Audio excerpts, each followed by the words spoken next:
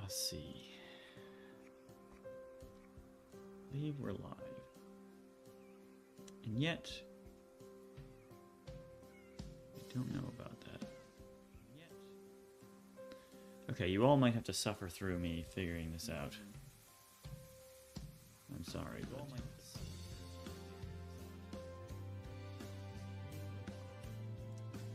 Okay, looks like we're live on both.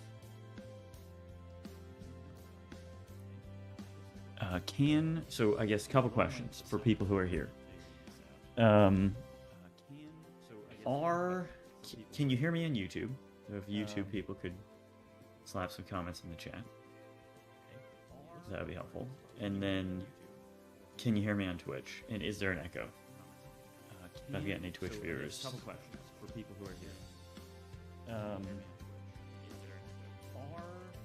Can you hear me on YouTube?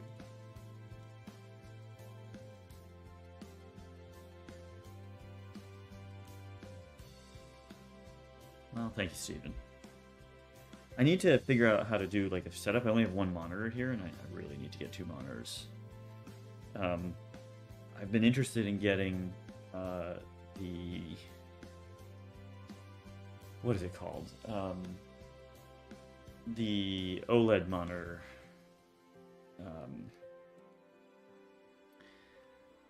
It's Doe, which is a horrible company, but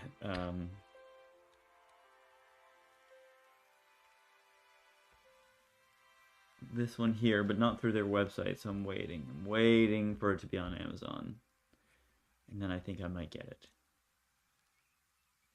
and then I can have two monitors, and then I can actually know what I'm doing. My monitor is like 15 years old, so it's been a while since I got a monitor.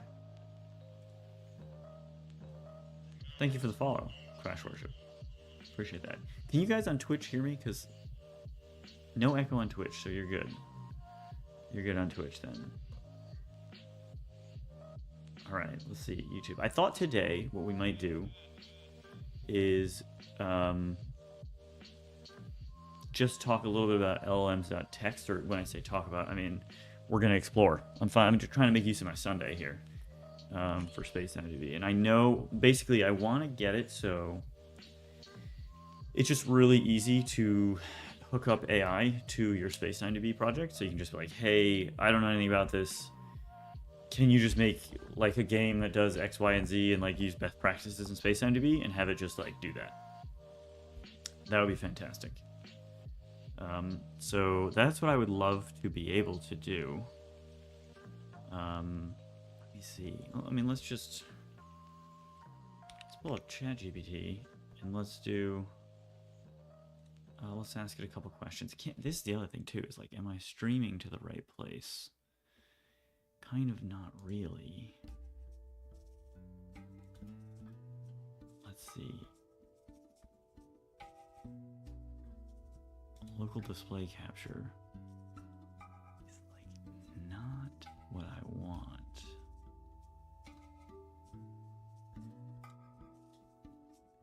Oh boy.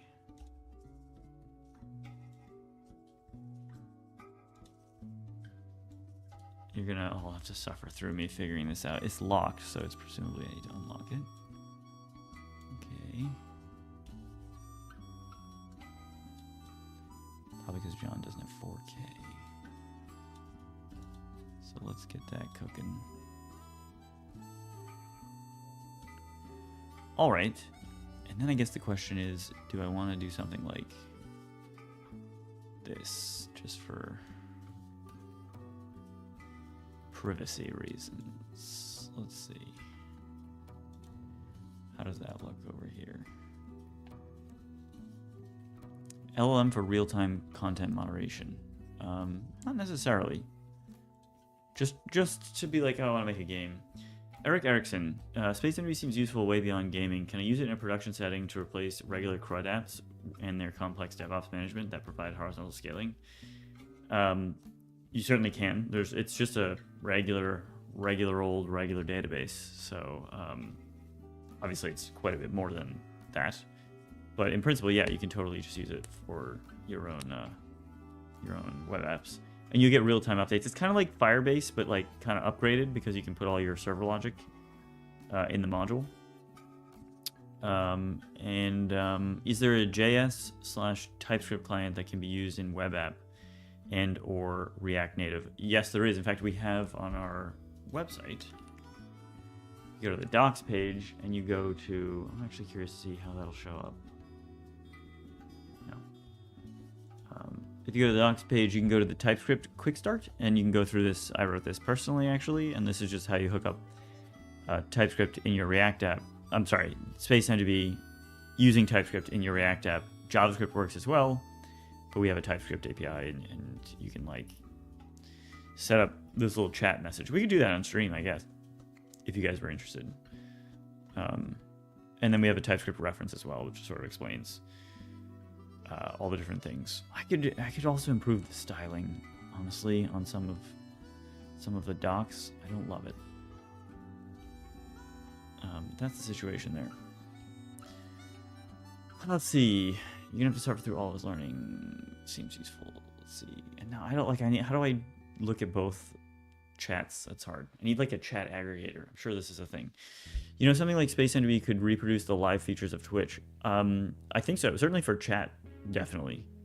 In fact, Chippy and Dinny made this thing called Pogly. I'll put it in chat here. Which is basically a stream overlay for streamers, where you can. Geez, I'm so sorry. You guys have to watch my like infinite screens. But like your moderators can drag around items on the canvas while you're streaming, so you don't have to manage all of it, and that's pretty cool. With a write-ahead log framework, it seems like SpacetimeDB is designed for performant CQRS conventional databases. CQRS, what is that?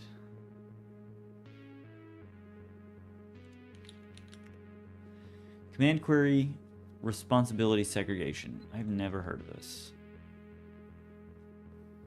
Logic for handling commands which modify the data system from the logic for handling queries which retrieve the data.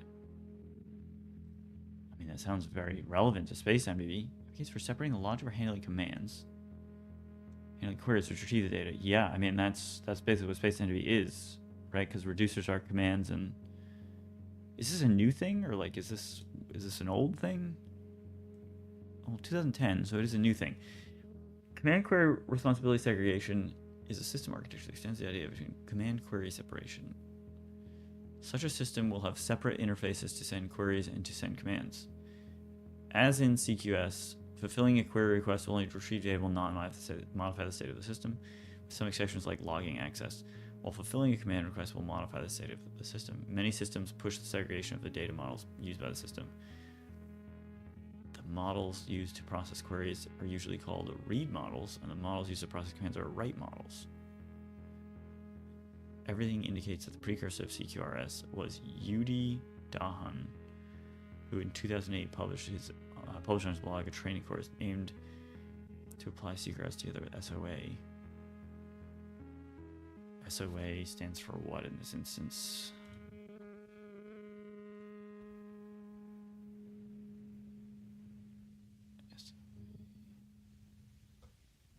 Using SOA and DDD. Let's see here. Let's just quickly, we're going to quickly read this article if that's cool with you guys. Can you see it though is a question. Yeah, you can totally see it. Okay. Designing large-scale distributed systems is hard. This is correct. New technologies make it easier to comply with today's communications and security standards, but don't automatically give you a robust and scalable system. Join Udi for a course packed with wisdom of companies like Sun, Amazon, and eBay. Tried and true theories and fallacies will be shown, keeping you from making those same costly mistakes today. Communications patterns like publish, subscribe, and correlated one-way request response will be used in conjunction with advanced object state management practices for long-running workflows. If you enjoy a deep architectural discussion, if you are in charge of building large-scale distributed system, you want to know more about how the big guys run their systems, this is for you. This workshop is targeted at team leads, application solutions architects, blah, blah, blah. Module 1, Distributed Systems Theory. Decades of distributed systems have taught us many lessons, and this module will cover many topics, 8 fallacies, and transactions. Coupling, platform, temporal, and spatial. Loose coupling has become the watchword of complex systems development, yet few understand its multiple dimensions. In this module, we'll be covering 3 different dimensions of coupling, as well as patterns for dealing with them. Platform coupling, XML, SOAP, temporal coupling, synchronous, asynchronous, spatial coupling, endpoints, and topics. Okay. Asynchronous messaging patterns. Although scalability is achieved through the use of asynchronous message passing, more advanced message passing exchange patterns are required to handle today's complex integration scenarios. This module will cover the most commonly used patterns: one way, correlated request response, and publish subscribe. It's interesting. I would like to see that. Okay. Bus and broker architecture styles. What is it? Is this like a course? Course dates listed here. Read a review of the course recording. Do I have to... Is this new? Oh my good heavens. It's quite a lot. Oh, here they are. Okay, let's look at the fallacies. Fallacy 1, the network is reliable. Okay. The network is not reliable. Fallacy 2, latency isn't a problem. I'm not sure if those are fallacies. I don't know that people think that the network is reliable. At least that's all I've ever learned about distributed systems, is that the network is not reliable. Latency isn't a problem. Bandwidth isn't a problem. The network is secure. The network topology won't change. The admin will know what to do. Transport cost isn't a problem. The network is homogeneous. Fallacy number 9. The system is atomic. The system is finished. Towards better development process. The business logic can and should be centralized. It's a free preview. Coupling and applications, afferent and efferent.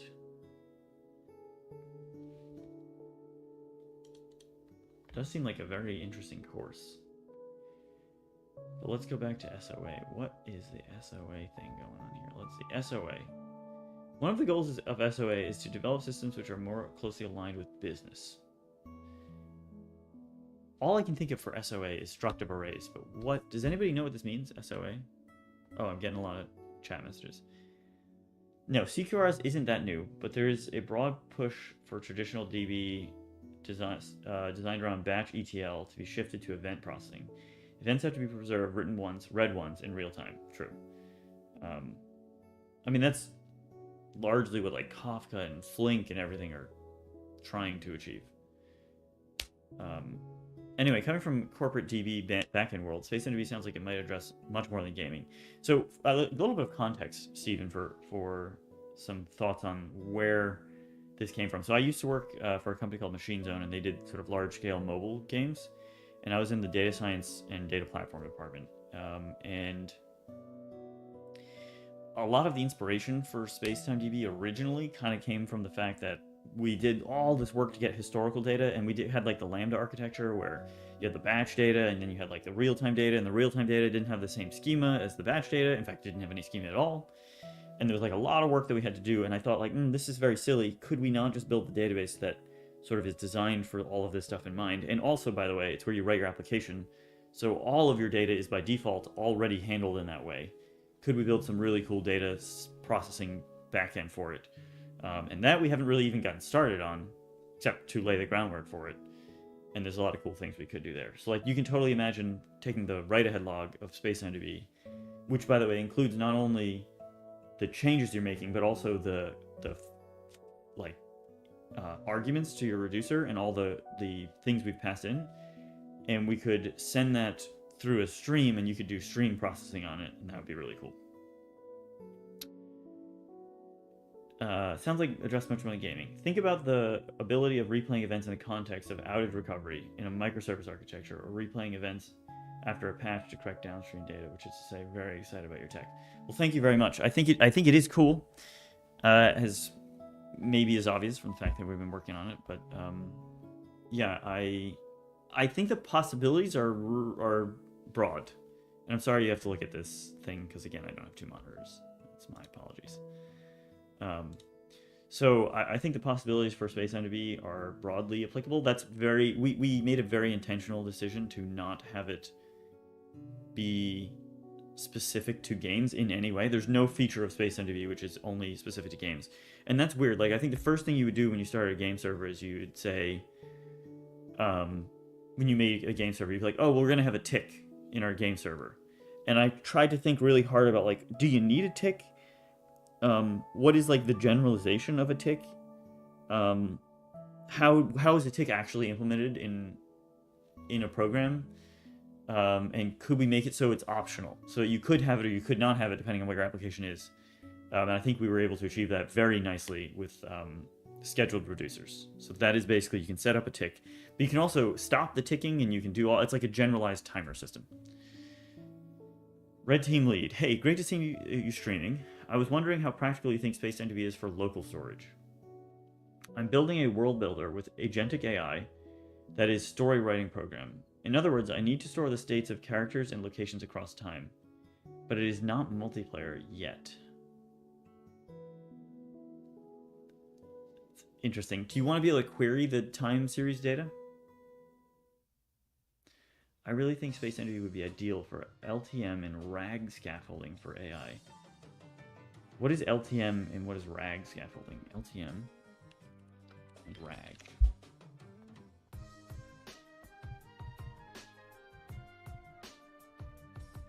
This must be a new concept. LTM. Retrieval augmented generation. Okay, so this is like...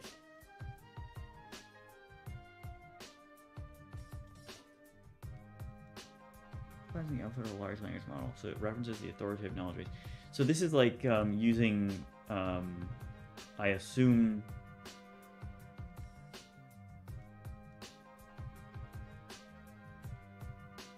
vector search to find out like what documents, long-term memory and retrieval augment. So this is like, okay, I'm gonna get a bunch of documents. Somebody's gonna ask a question. I'm gonna look up which documents I already have that are similar to the answer to that question using vector search. And then I'm going to pull all of that and put it in my context window. Is that what that is? Red Team Lead, can you possibly specify? Let me also fix this a little bit.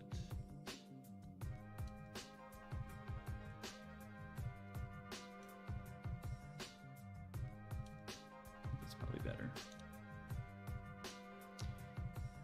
That is a massive beanbag thing. It's called the SAC, S-A-C, and it's grossly too large for my house, but it's in here because I have nowhere to put it for now. Probably gonna get rid of it. I'm probably gonna decorate this room a little bit more. I've got lights and stuff. So the thing is, the character state changes over the course of writing a book, but you need to be able to return a previous state and modify the story, meaning you need to know what state the character was in at that point. So you really would like a time series database, and we could become that, but we haven't put a lot of time into it yet.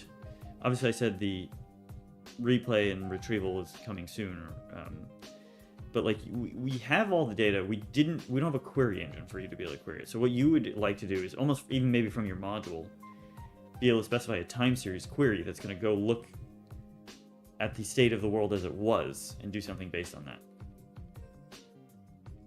So I plan to set up a scene and storyline system where the character state will largely stay the same across the scene. I mean, you certainly could implement this yourself inside SpacetimeDB by just never deleting data and always appending. So you could set, like, for example, a timestamp and then the character state and then character state again and again. That's there might be several database. I guess it depends on if you want to do the logic inside of the module. Also, I'm not sure what you're saying exactly too. It could be many things. So let's see. SOA. Does anyone know? Does anyone know what SOA stands for? I suppose I should ping the Twitch people. Is the thing. At Twitch notifications. No, at Twitch notifications. At YouTube. Just chatting. And going to see if we can figure out llms.txt. for SpacetimeDB.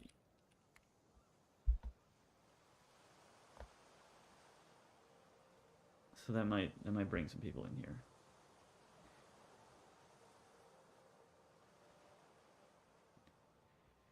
That, I mean, if it's a single player game, no, there will not be issues with scale. I mean, how much data are you talking about? Megabytes? Gigabytes, possibly?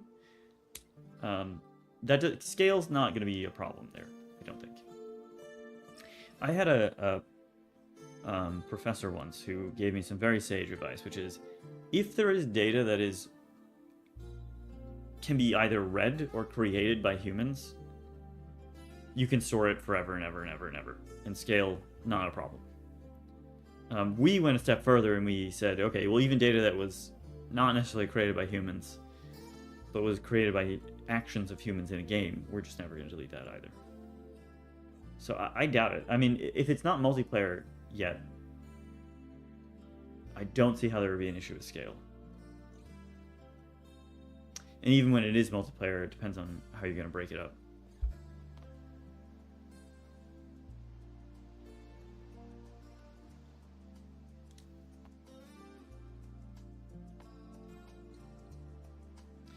Why was the ping delayed by 20 minutes? I was just getting the thing set up.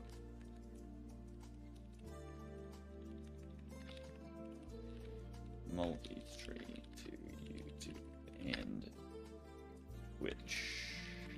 So was just getting things set up. Jovos is excited to see our thing here. Nice.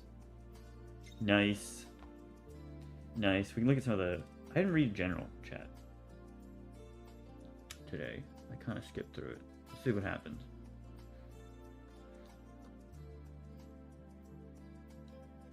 Matchmaking.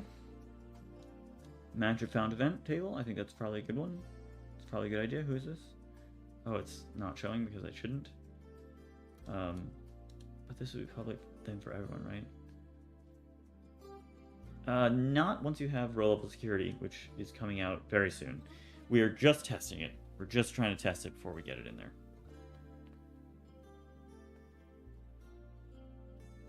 Yes, my understanding, it will be more like user can only see rows matching user. That's correct.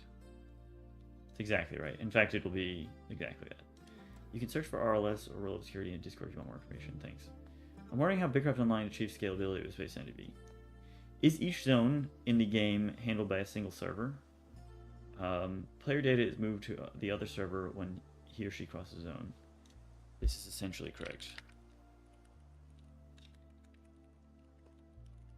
Although, there are details related to some global data, which is kept in a global database, e.g. making sure all usernames are unique. Hope you guys don't mind me just going through some stuff here. Oh, Mirror Hardware is here. I see 10-3 lives. You want to post the link to the YouTube or Twitch stream with the announcement. Oh yeah, great point. So people can just click on it.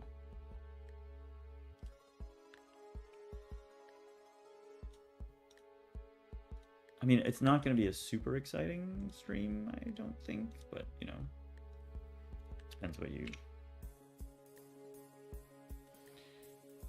Depends how you think about that. Let's see.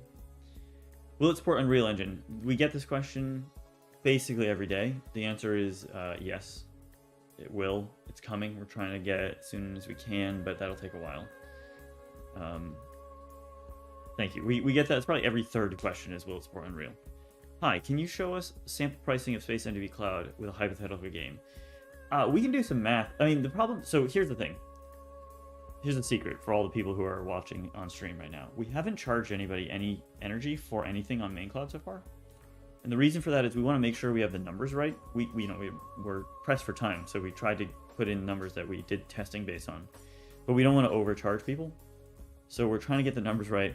And we're going to be working on a feature that allows you to see how much it'll cost when running in standalone so that before you even deploy to main cloud, you know what it's going to cost you. But we haven't gotten that yet, and so that's why we're reluctant to charge people. Nice project. How was GDC? GDC was great. GDC is really cool. It was fun to give my talk and hear people's thoughts and stuff like that. Welcome in Daxode.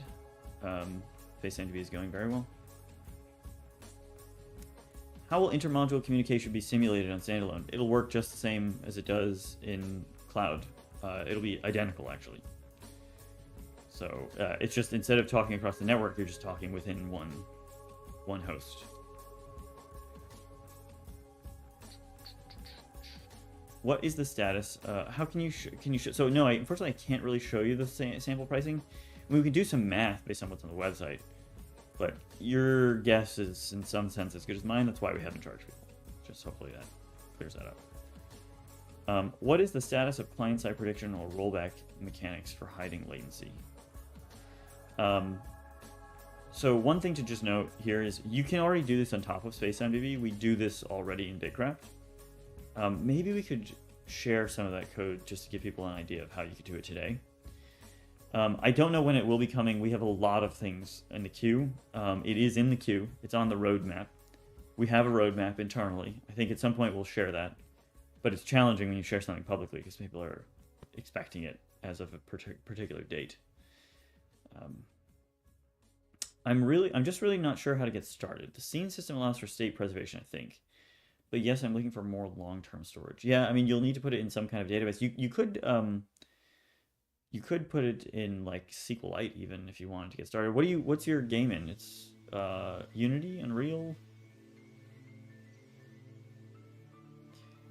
Ahmad Ali says, will you guys redo the Raspberry Pi vid? I'm very interested in seeing how many more players the optimizations can allow. I mean, me too. We'll probably do that soon. Maybe sometime before the Bitcraft beta. Are they going to post the talk?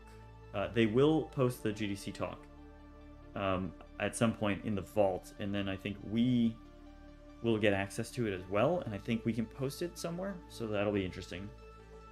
It went very well. I was pleased with how it went.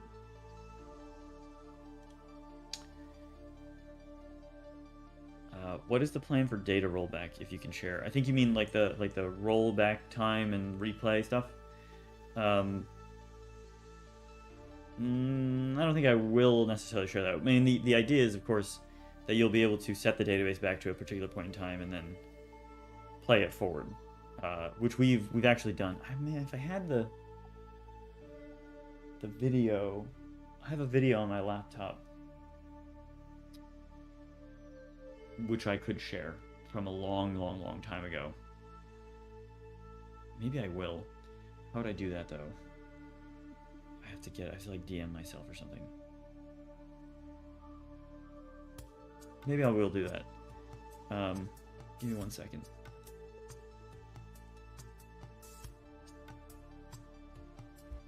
I'll be right back.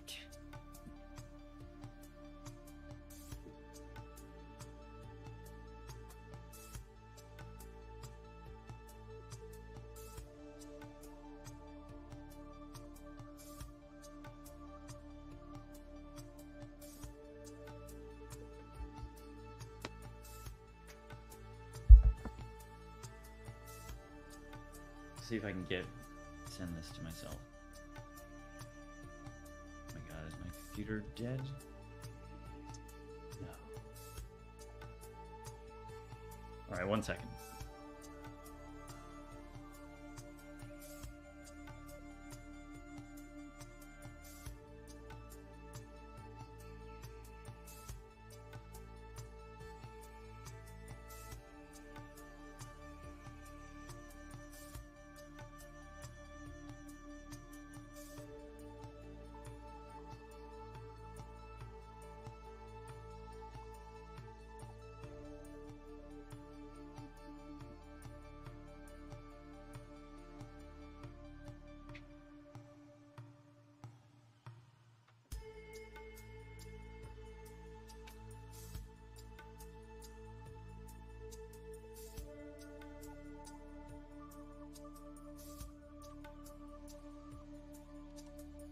Okay, we're gonna have to wait for this thing to turn back on again, but I will then.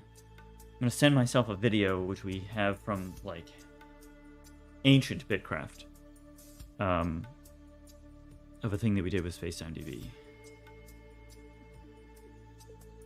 way back in the day. Okay, are they going to post a talk? I was thinking of using Unity because it'll be a map creation. Can you fork the DB, roll back to a particular point in time, and replay events to the copy of the DB? That's the idea. Exactly the idea. That's what I want to do, is set it back in time and create a new branching timeline, preserving the original. Because you change the events and scenes fast and inherently rest the story, so plan to cursively modify. I mean, that's a really cool idea, Red Team Lead. It does make sense. It is a complex problem. I think you'll enjoy the video that I'm gonna show you guys. Let's see. 3 blanket. I like that. Argix, a weird question, but will switching servers in the Bitcraft Alpha EA be noticeable? Is it all seamless? It's not seamless. You will. It'll ask you like, "Hey, do you want to move over here?" If you approach the edge of the world. Eventually we can make it seamless, but that requires that servers subscribe to other servers so that you can subscribe to one server and see across the boundary. Gets a little bit tricky. Let's see here. You know, I bet I could bring up my... You know, this is a better idea. Why don't I bring up the stream and stuff, like, on my computer, right? Because that makes more sense. Close my 7,000 tabs. And then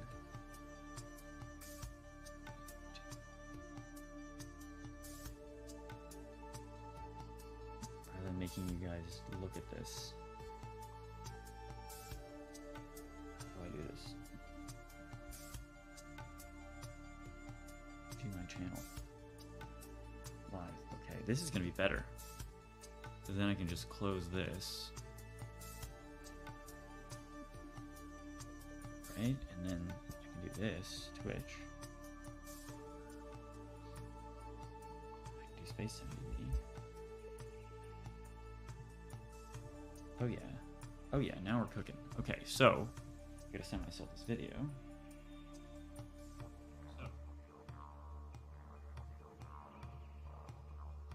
Developer. Developers.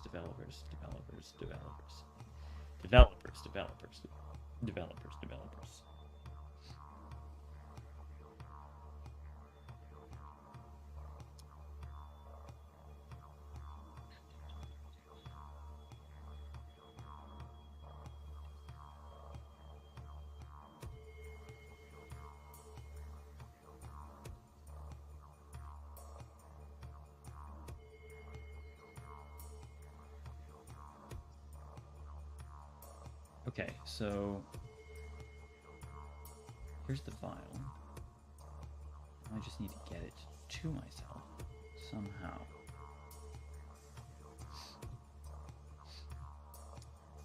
Can I DM myself? This question. That's interesting. No, Discord does not allow me to DM myself.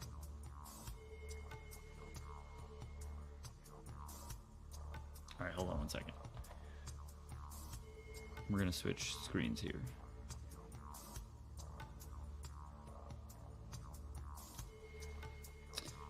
All right, so let me just,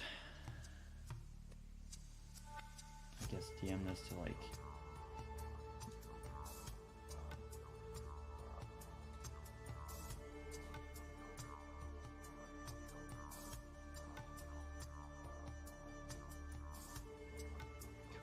okay.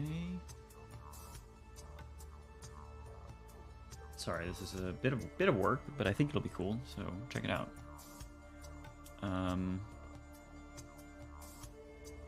Now I should be able to download this.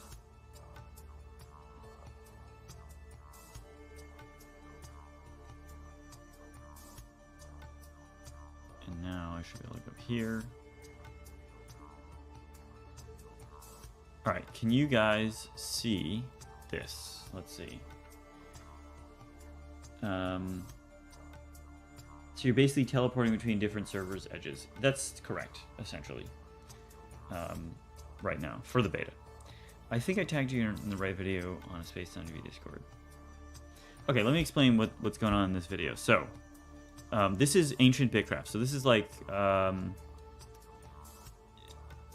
November 24th, 2019. And this was a playtest that we did way back in the day. Actually, some of you might even see yourselves in this. I don't actually know.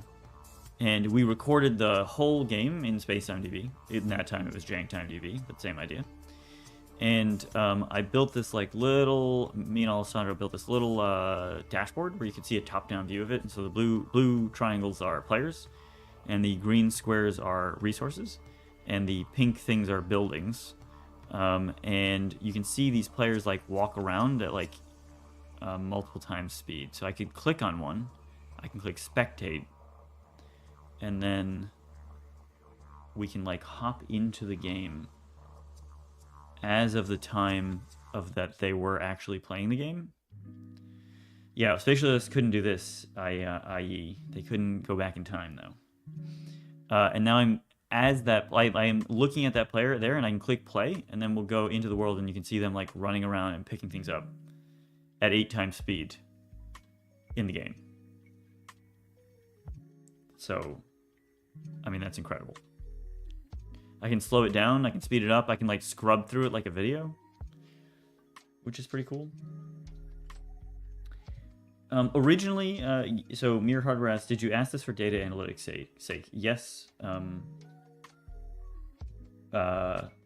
we did. Originally, yes, but then it became clear that it's useful for a lot more than analytics sake. So like we had situations where players would like lose items, or there'd be a bug or something, and we could go back to that point in time, we could download the state of the server, set it back to exactly that transaction, and play it forward and see what actually happened to that player at that time, which was pretty incredible.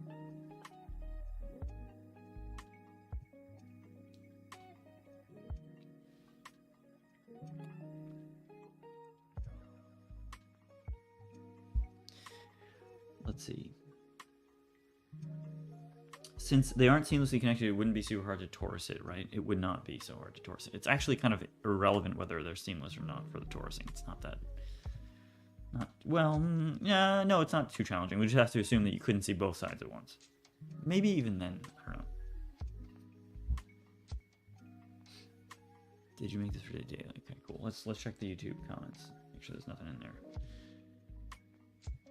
Hi, thanks for your awesome database. Thank you. Do you have any plans to add R-tree indexes? I'm not sure what an R-tree index is.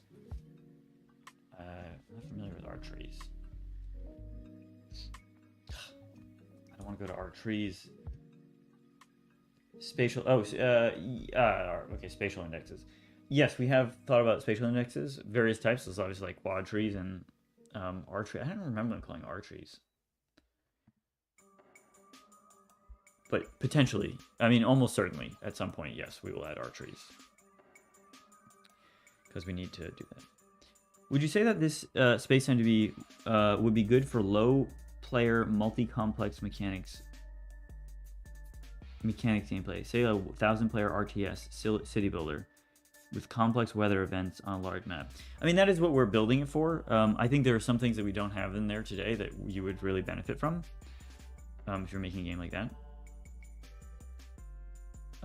Clockwork Minch, which is Carter, asks, what's on the stream plan for today? We're just chatting. We're chatting about llms.txt. I'm going to see if I can slap one together for SpacetimeDB.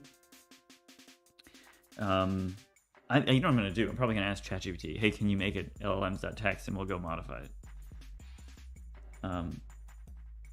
Just got an idea to learn a lot of stuff before I can imagine how it would work. Yes, ideally the world would keep moving around the characters of the book, and then drop a scene in the world at a point in time. So when would this functionality be native? I don't know. It's very hard to tell you because we have a lot of things, and obviously it's very important that we onboard our enterprise clients properly so that they can pay us for money, dollars, and we can continue to pay our employees. Looks like my bug state in Alpha 1 where I was in game but it was not. Was stuck in the loading screen for 3 days. Oh, I'm very sorry to hear that. The fun part is where we've been discussing rollback with Unity dots for years, but never gotten around to looking at it, though you didn't hear that from me. Yeah. Yeah. Any news about Fireship? No, and I don't think he's going to make it at this point, which is too bad, because I would really, really kill to see the Fireship video about SpacetimeDB. I think it would just be hilarious. But hey, you guys got to bug him. I can't bug him because, you know, that's weird. Send him an email. He has an email on his YouTube. Be like, oh, when I really want to see this. That's up to you. You didn't hear that from me.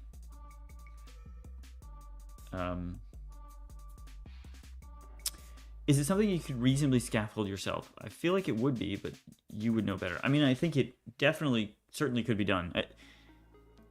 It's not even really that hard because you just need timestamps and you need to be able to query based on those timestamps. But I don't know that SpacetimeDB would be the best database for it, given that it's not built in yet. So, like, you might try, like, InfluxDB or something. Some, like, specialized time series database. I don't know. I don't know exactly what you want to do, but... And I don't know, like, would you want the player's movement to be stored in there as well? Because then SpacetimeDB might be required. I don't know so much in terms of what you're trying to achieve.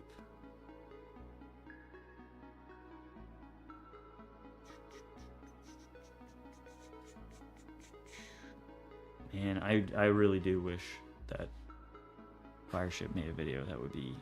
That would make my decade. I would be really, really jazzed about that. Anyway, you can see this is pretty cool. So you can also look at, like, here I skip forward like very far in time. So I think we're at the beginning of the thing here. And then if I skip forward in time, we're like, people have built up buildings and stuff. Obviously the game did not look particularly great at that time. But it was kind of more, we were going more mobile game at that time. But you can see now I've skipped forward into this part of the video, and you can see that the buildings are all built up. Fireship would be lovely, yeah, especially 100 seconds one. Yes, that's true. Although I think a 100 seconds one, like from a business perspective, would be better for us because it would explain what SpacetimeDB is, like, very deeply. But I want to see I just want to see the meme one too, is the problem with that, you know. I want the jokes. But, like, definitely the 100 seconds would be better. While you don't have support for spatial indexes yet, what would you recommend for a temporary alternative? Cell division or maybe table of neighboring entities? You could do either of those. What we found was fine is you could just build the index every frame. So basically you'd have a reducer that says, like, calculate collisions or something. And then you just build the index, and then you run all your collisions. It depends on how many things you have in the world. But you can just use the index once a frame. Because often you're going to need to be updating that index frequently. So it depends on your game, I guess, but that's one thing you could consider. While you don't have support for spatial indicator, that cell vision, starting with a map, building locations. So one thing you can do also, we actually do this in Bitcraft, Alonix, is you could assign, like, you could build an R tree index in a way inside of your module by just assigning, like, a let's look at R trees again. By assigning a node ID in your table. So you just have, like, a node ID thing, and then you would maybe track parents and children, and you could look things up by their node IDs, and then you'd find everything that's, like, localized within a node. So you could build an R tree in tables. I don't know about the performance of it per se, but you might be able to make it pretty good.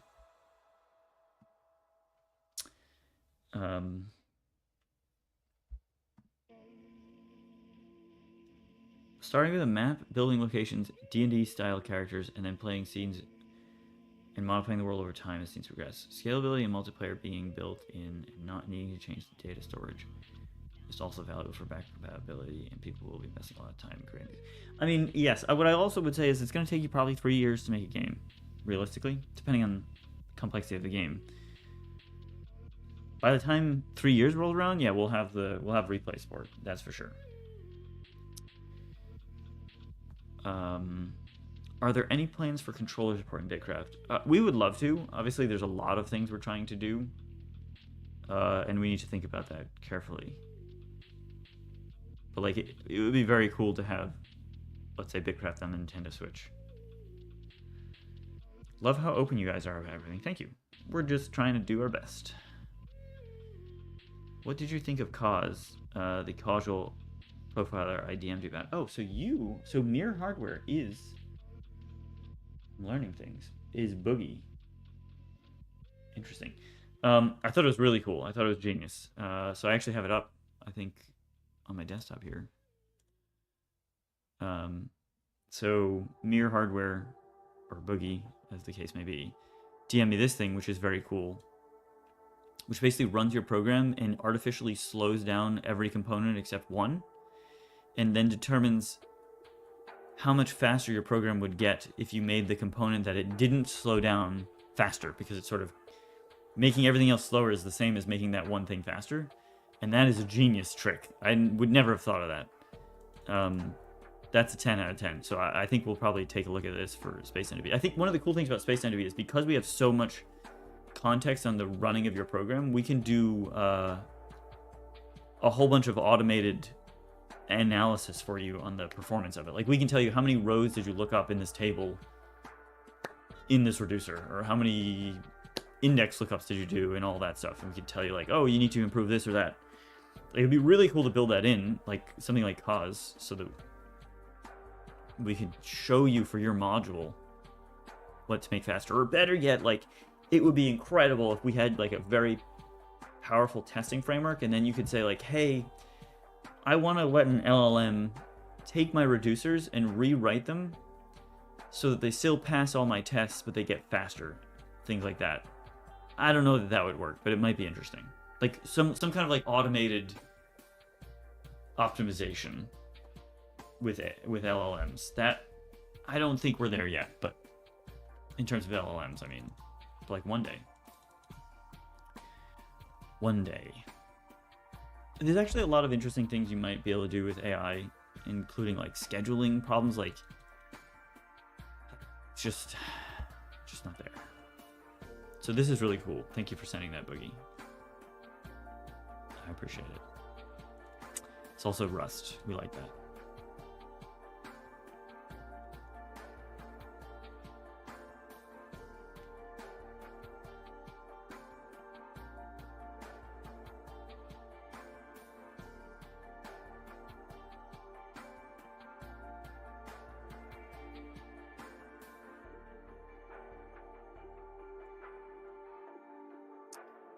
Actually genius.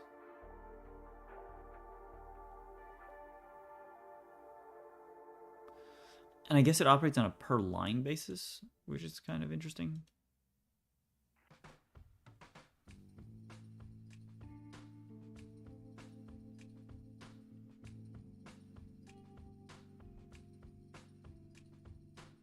It's incredible. Who was the galaxy brain that had that idea? Presumably either Charlie or Emery.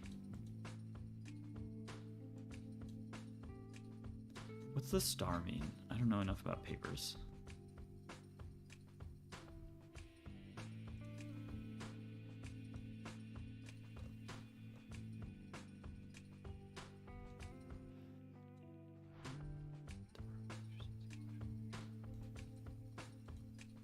Does anybody know what the star means on papers?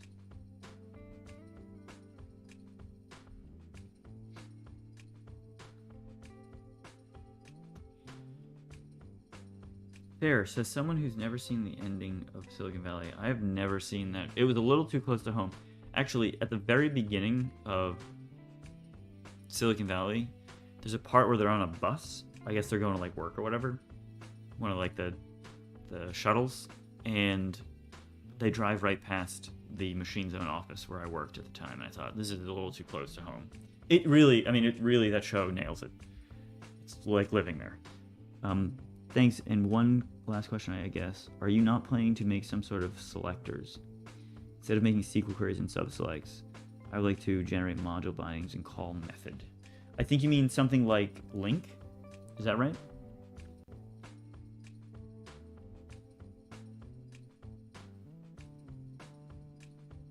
Can you clarify that, Alonix? You're asking for a link type interface. Silicon Valley actually is what is written here. Is great. Love the show. Very relatable working in big tech. Sad, almost too relatable. It's a bit of a problem.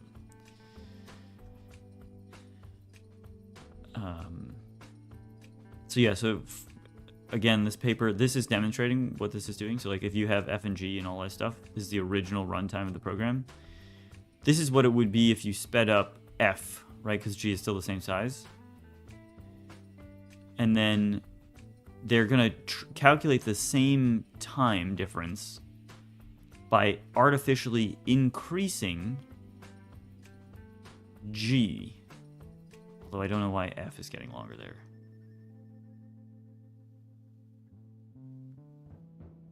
So it makes it look like F is going less time because they're increasing how long G is taking. Does that make sense? Oh, I see. F is... They're actually also increasing F because F is running in parallel with F. I wouldn't have thought of that. It's an interesting point.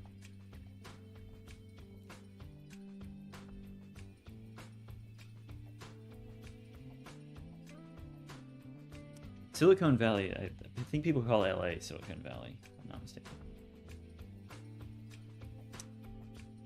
You have reducers which can only be void. I would like to have something like a reducer but return a value without side effects. Aha, I see. Yeah, potentially. There's some distributed systems questions with that we want to work through before we make a decision. So for example, if you call a reducer from a client and you get a value back, that's pretty fine. But if you now have the same API, but which people would expect probably from within a reducer, that means and you're talking to another module, you need to run two-phase commit essentially to make sure that both transactions commit in both reducers, because otherwise you have side effects, right? So if I send a message to another database and the other database doesn't actually commit the message, but I've committed my side, based on the returned value from the previous one, there's a lot of tricky things there. Thank you for the follow, UC Freaky.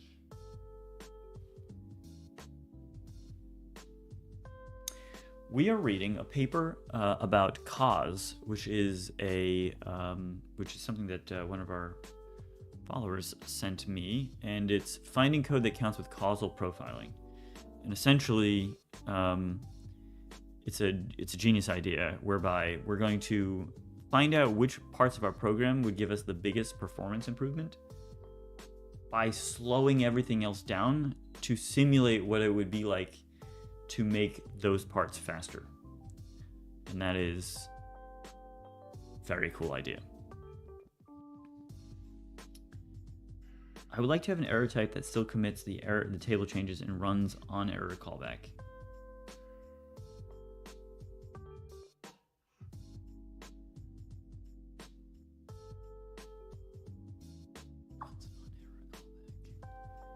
I'd have to think about that, Devos, for how we would do that. By the way, for the C# language generation, would it be possible to have better unmanaged C# support? That is, use unmanaged function pointers for callbacks and structs for data. Well, somebody works with dots, but yes, that would be cool. We didn't do it, but I think we could. In fact, I think all of our C# SDKs are completely free and clear and open source, although it's not for the generation, but it could be. There's no reason why it's not. In which case, you can also, if you'd like, contribute to that without any CLA or anything.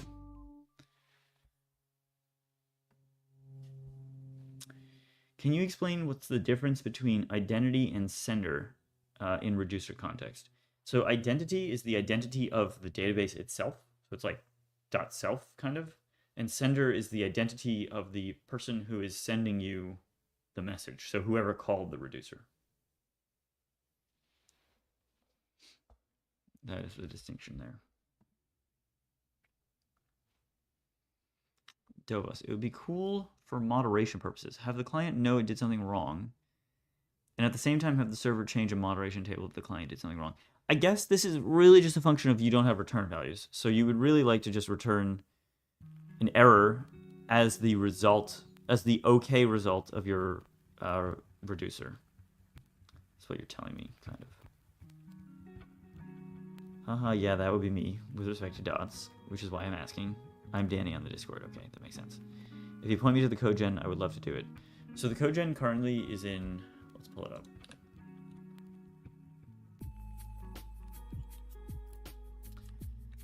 Clockwork Labs. SpacetimeDB. Hey, 11,000 stars. That's exciting. It's actually not 11,000. It's 10,972. But GitHub runs out. It is in crates. It is in CLI, because we currently generate from the CLI source. It is in subcommands, generate, C#. So this is all, I suppose, by virtue of being in this repo, under our source available license. But it really shouldn't be. We don't have any desire for that to be the case. It's just we put it in here. So yeah, maybe we take it out, or we put some kind of another license at the top of this or something. Apache 2 probably. But here it is. So here's all the code gen, event context, and all that jazz. Whoops. It's written in Rust. Daxode. Put this in chat. You're on Twitch.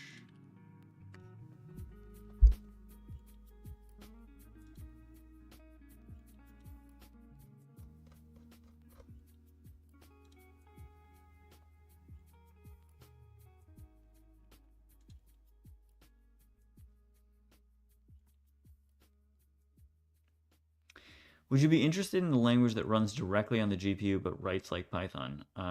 You mean like Mojo?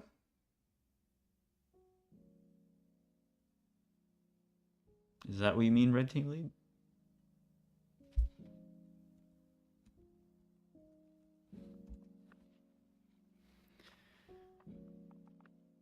It's a good question. All right, maybe we get started on looking at. We had a lot of questions, but damn, that's like a source gen. That looks very nice and doable then. What do you mean? What's a source gen? What do you mean by a source gen? What do you mean? Am I confused? Is a source gen a particular thing, or just mean we're generating source code?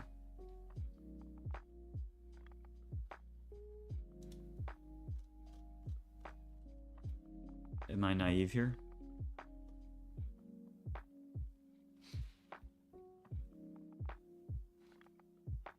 Talon just released Bend. Let's do Bend Lang. A massively parallel high-level programming language.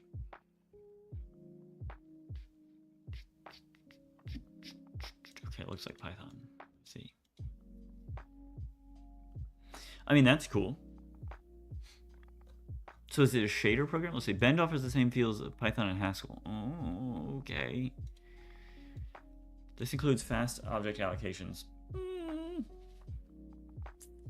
Object allocations are not known for being fast. I'll put that on record. Full support for higher order functions with closures, unrestricted recursion, and even continuations. Bend scales like CUDA. It runs on a massively parallel hardware like GPUs with nearly linear acceleration based on core count and without explicit parallelism annotations. No thread creation, locks, mutexes, or atomics. Oh, I've seen this. HVM2. Yeah, I have seen this before.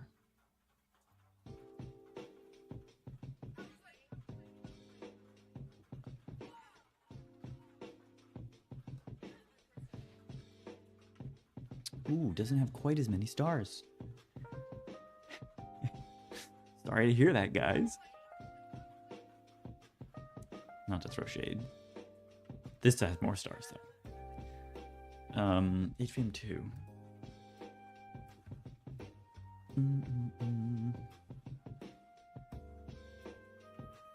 The Rust interpreter. Parallel, massively powerful. I think Fireship did a video on this, if I'm not mistaken, actually.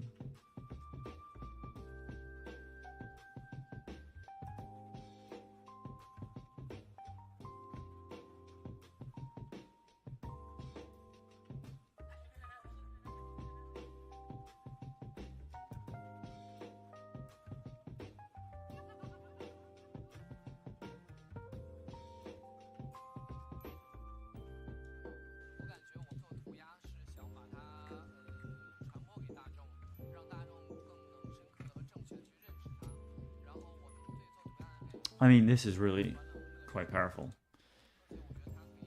This is the code, okay. I mean...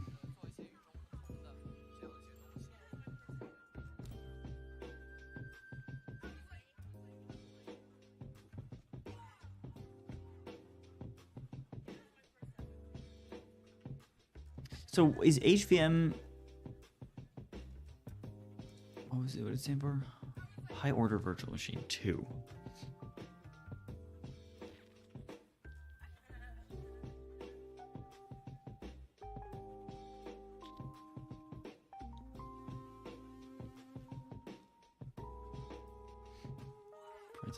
Low-level IR language for testing HVM2 nets. I'm actually curious to know what that looks like. A low-level compile target.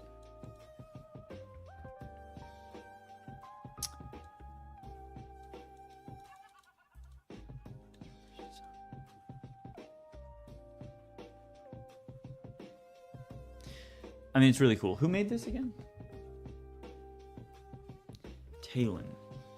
Who is Talon? Talon? Oh, this person. I know. I've seen this as well.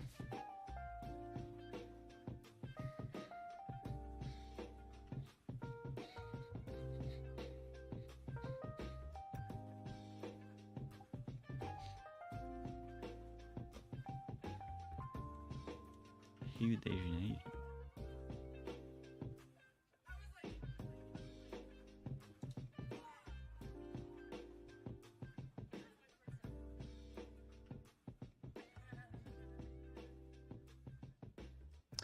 Interesting. Very interesting.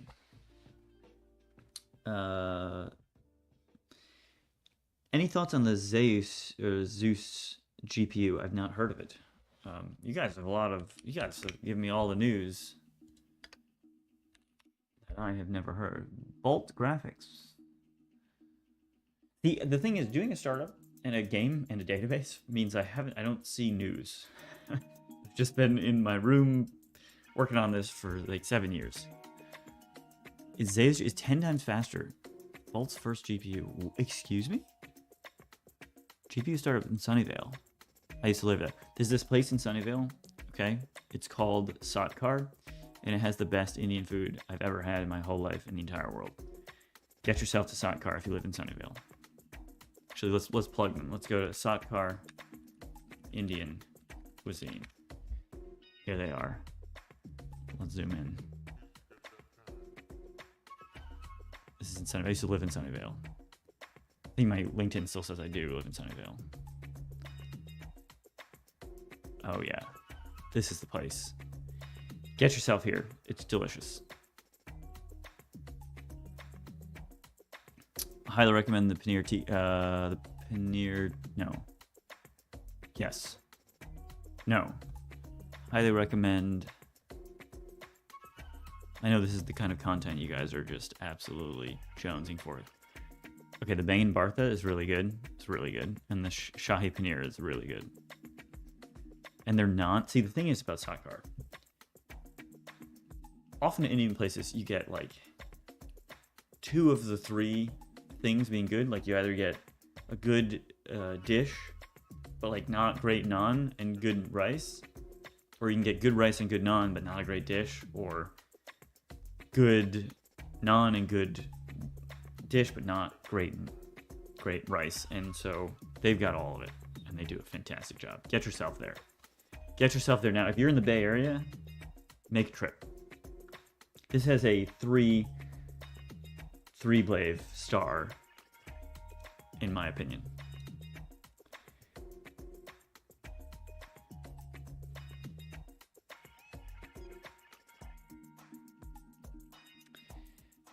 Red Team Lead says it's basically impossible, basically able to do something previously considered impossible. I don't fully understand it, honestly, but I know it's significant. Sorry, I'm not trying to distract you, but the only person that might actually understand and be interested. What can you do with it? Shaders or just general compute? It seems just general compute. So, I mean, this is similar in a sense, I think, to what Mojo is doing, which is they're just trying... So Mojo uses the multi-level...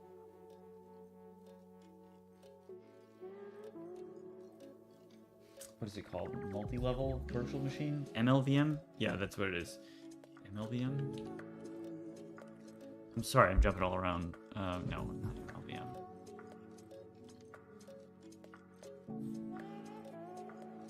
What is this? ML or Mojo Piler. MLIR, which is multi-level IR, which uses a similar types of thing to, it's like it's supposed to be an IR that can be used across all these different types of things. And I don't know everything about it, but I do know that it's meant to be parallelizable. So maybe it's similar. I don't know. But it sounds like they've built a language that allows you to write an intermediate representation, which is parallelizable, and then execute it on arbitrary hardware, which sounds cool. How do I get the sender identity on my client, which will be used? When you connect, you will receive your identity back. Either you've passed it in yourself, or you get it back from the server, which tells you that in a header on the request, on the WebSocket request, or as the first message sent over the WebSocket. That's how you get your identity. MLIR. Yes, thank you, Exorcism. I was struggling with that.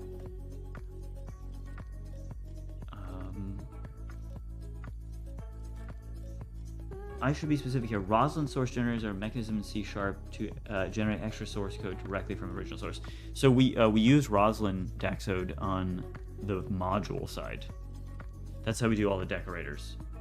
But we use regular source gen on the client side. Time to release SpacetimeDB. Fireship doing a video on everything except SpacetimeDB. I know. Oh, did he put another one out today? Or do we not know that? No, sadly not. I mean, to be fair, like there was a lot that happened. I think we came out right before this. Last week, China. He started the repo, but I don't think he's gonna do it if he hasn't done it yet. Maybe I would love it. You essentially get to do a lot of the stuff you might do with Reflection, but instead you simply generate the source as part of the compilation step of Roslyn, allowing to add functions into C# similar to build.rs. Yes, we use Roslyn on the server. Argixel has interior loading times improved. Have interior in EA. I believe so. It should be, if only because we have immutable subscriptions now. Do modules have GPU access? They don't, the Halo, but there's no reason they couldn't. Although WebAssembly doesn't execute on GPUs, so we'd have to do something there. There's a lot of ideas that we could do there. We haven't really gone too deep on that. I think the powerful thing is that we could eventually, and then that would be just a nice, easy extension to what we have. Let's see. Multi-level intermediate.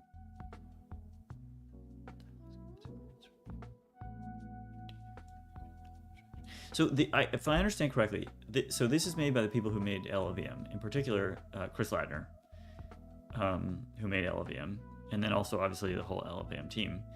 But the idea here is that LLVM is like one level of bytecode, and they found when they were writing all of these different languages that they would have to write some level above the lowest level to be able to like express certain optimizations.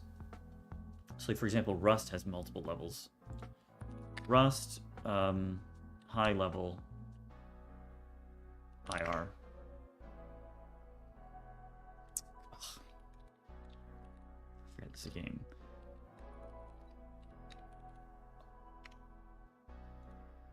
Here, I guess it's not. Which is like a lowered version of Rust.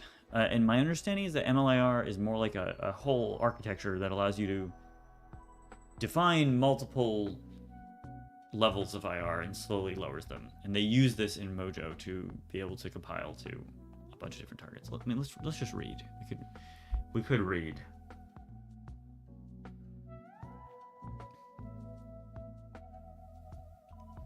Multiple dialects.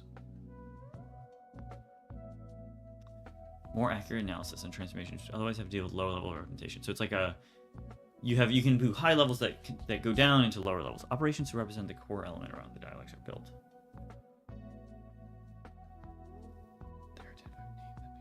Must be unique within the dialect they belong to, and have optional operands, results, attributes, and regions. These SSA form, SSA type.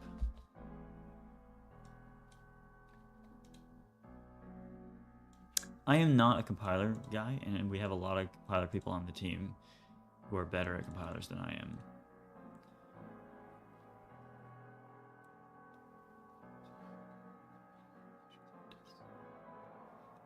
Each of them aims to address a specific aspect that often manifests within intermediate representations, but does it in a self-contained way. For example, the Arith dialect holds simple mathematical operations on integer and floating point values, while the memref dialect holds the operations for memory management. The following code defines a function that takes two floating point matrices and performs the sum between the values at the same positions.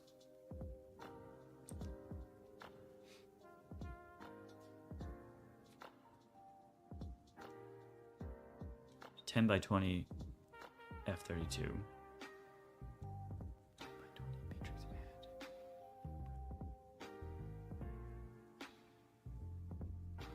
Interesting. Different dialects may be used to achieve the same result, and each of them may imply different levels of abstraction. In this example, the affine dialect has been chosen to reuse existing analyses and optimizations for polyhedral compilation. What?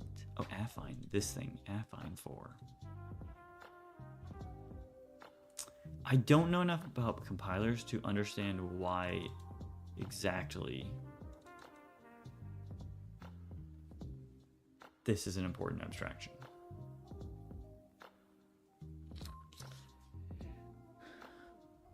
Any timeline on Python as a language for SpacetimeDB modules? We don't have that yet. We used to have that a long time ago. We actually got rid of it because it was too complicated to do all this simultaneously, but that would be cool. Amazing, didn't know, only use Rust for the server thus far, good to know. We got 3blave to usefully not do any work. True, that's fine. It's a Sunday, we cannot do work on a Sunday. I forget, was Mojo opt-in or opt-out of ownership? I don't remember. I think it's the opposite of whatever Rust is. Full-on nerd science, that's just what I do. Let's see. There's a Fireship video on Bend. You need to... I don't know what the Zeus GPU is, but I kind of want to go look at that again. It's basically able to do something previously considered possible. I don't fully understand it. Look at the optimal eval stuff he did. Isn't Bend on the CPU? It's incredible. No, it's GPU mate. Sorry, not trying to distract you, but the only person in my blah blah blah. What can you do with it? It sounds like general compute from what I can tell. How do I do the sender identity? We did that one. MLIR. Looks like it's really powerful if I'm understanding this. WASIX. What do you mean by WASIX? I think you might mean WASI? Is WASIX a thing? I thought it was just WASI. A superset of WASI. Oh, interesting. What is this? WASIX is the long-term stabilization support of the existing WASI API plus additional non-invasive syscall extensions that complete the missing gaps sufficiently enough to enable real, practical, and useful applications to be compiled and used now. It aims to speed up the ecosystem around WASI so that the WASMification of codebases around the world can really start today. Multi-threading.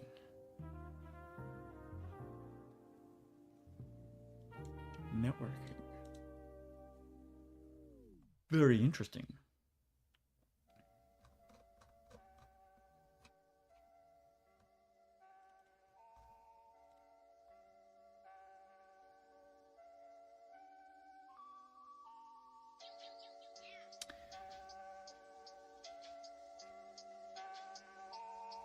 WASM but async. Interesting. We've thought about doing WASI eventually, so that would be basically making SpacetimeDB have like WebAssembly, like Unix syscalls. So like, for example, you could write a file, you could like use fopen, and you'd be writing on like a transactional file system, but like there's a lot of details with that, and we haven't decided to do it yet or not.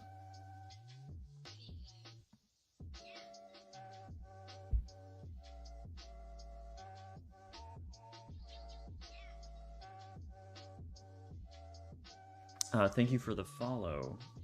Just missed who followed. But thank you for the follow. If you want me to shout out your name, paste who just followed. I heard you say in the interview that you basically need to loop through all subscriptions to know who to send what to who. Does row level security impact this? Hello, it's me. Thank you, Doodle Chaos. Welcome in.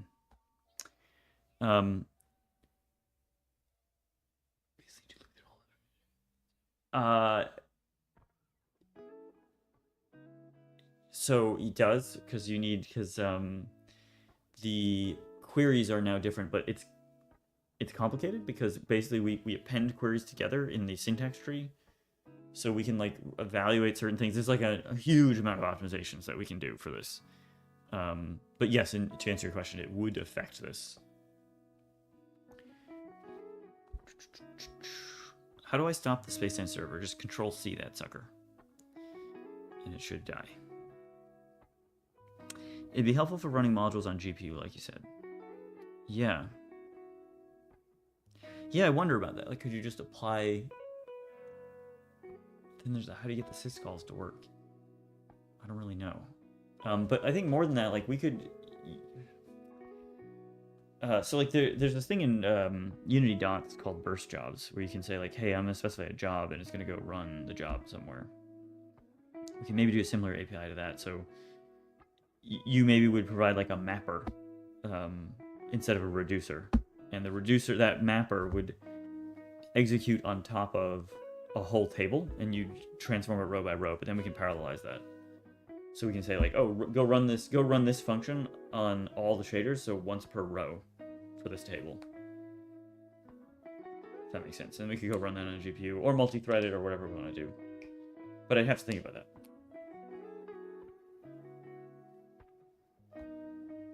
There's a lot of very cool things. It's very promising. Let's look at the Wikipedia article for this. If indeed there is one.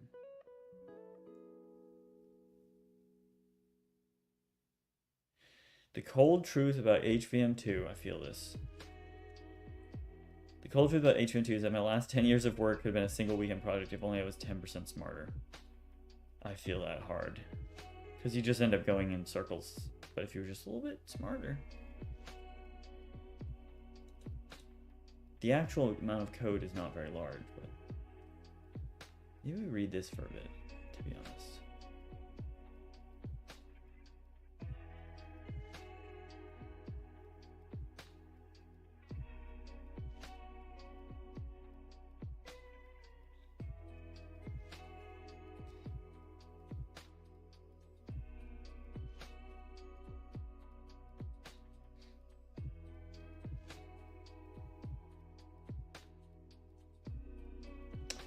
Snippets of the reference implementation of Rust and share early benchmarks and experimentation or experiment results. HVM2 syntax consists of an interaction calculus system, which textually represents an interaction combinator system. This textual system is capable of representing any arbitrary interaction net and is therefore possible to represent vicious circles. We only consider HVM2's programs which do not contain any vicious circles.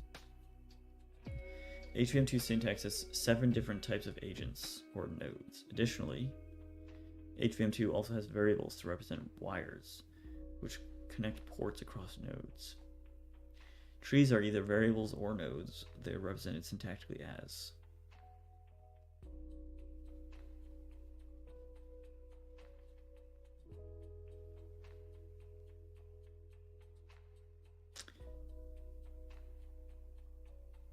Lambda calculus term.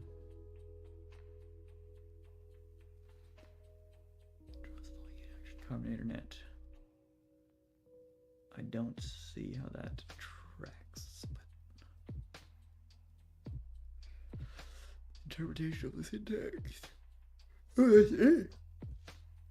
That's the whole paper? I'm confused. Extended abstract? That's also very short.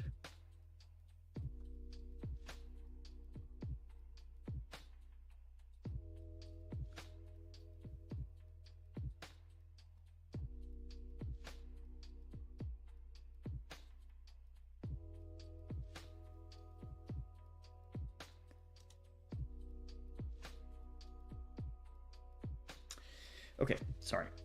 Let's see. Look at Neogen, it's even more crazy. I don't know if I can handle any more crazy today. I think they were working on HVM3 AI and AI at the moment. If you were 10% smart, you would not be a software engineer. What would I be? I feel like we could have a lot of fun with the community fills in 3-blade once a week. Press the more A at the bottom. Oh, am I just really foolish? Yes, I am. Thank you. I just am a silly person who didn't read.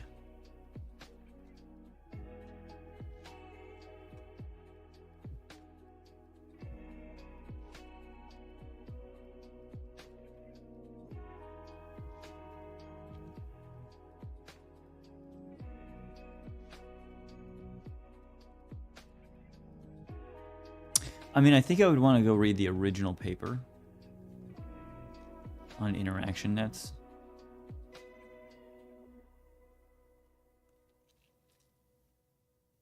But I should really do important work.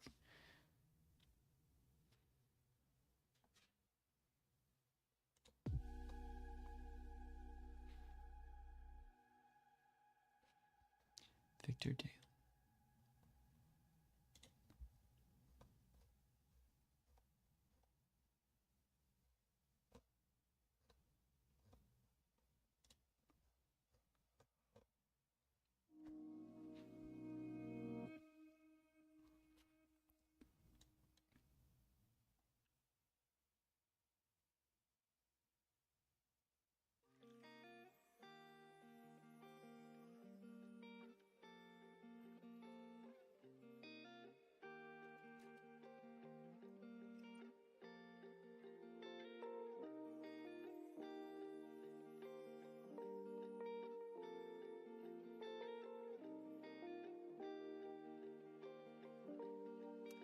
He's making a graph.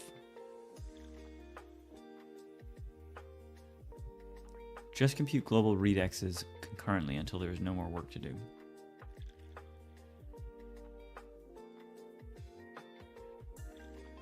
Full degree of parallelism, ensuring that every work that can be done in parallel will be done in parallel. In other words, it maximizes the theoretical speed up per Amdahl's law.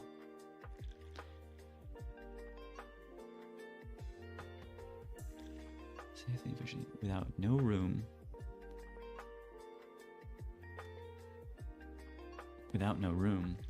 room for these conditions. Is that a typo?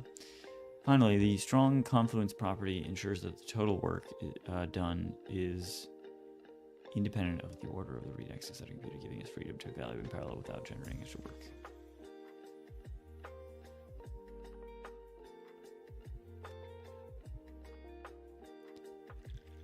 Point of synchronization. Contention. On a CPU, a simple task ceiling queue is used, where each thread pushes and pops from its own local readx bag, while a starving neighbor thread is actively attempts to steal a readx from it. Since a readx is just a 64-bit value, stealing can be done with an atomic exchange operation, making it very lightweight. To reduce contention, to force threads into steal old readxes, which are most likely. This works extremely well in practice, achieving full CPU occupancy in all cases tested, with minimal overhead and low impact on non-parallel programs. On GPUs, this matter is more complex in many ways. First, there are two scales on which we want sharing to occur. Within a running block or steal.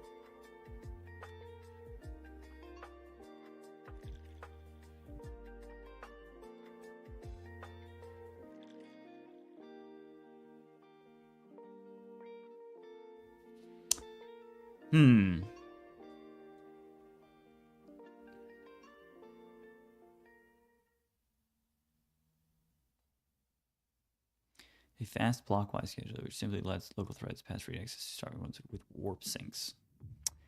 Don't know what that is. This must be CUDA, maybe? I don't know.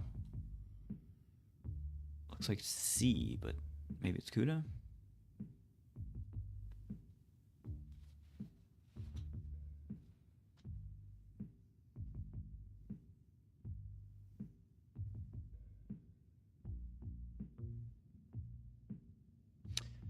To be called every few interactions, allowing read access to quickly fill the whole block.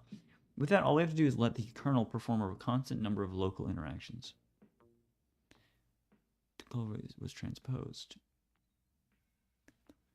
by just the blockwise sharing function above and nothing else.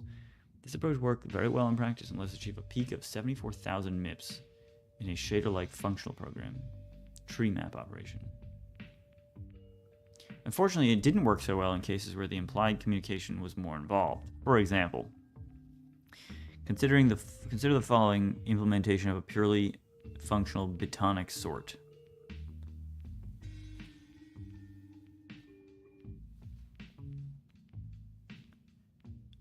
It is much less regular than a tree map. As such, the naive task sharing approach that had consequences that greatly impacted performance on GPUs. Threads would give and receive misaligned readxes, causing warp local threads to compute different calls at any given point. To improve this, different tactics implemented, which requires minimal annotation.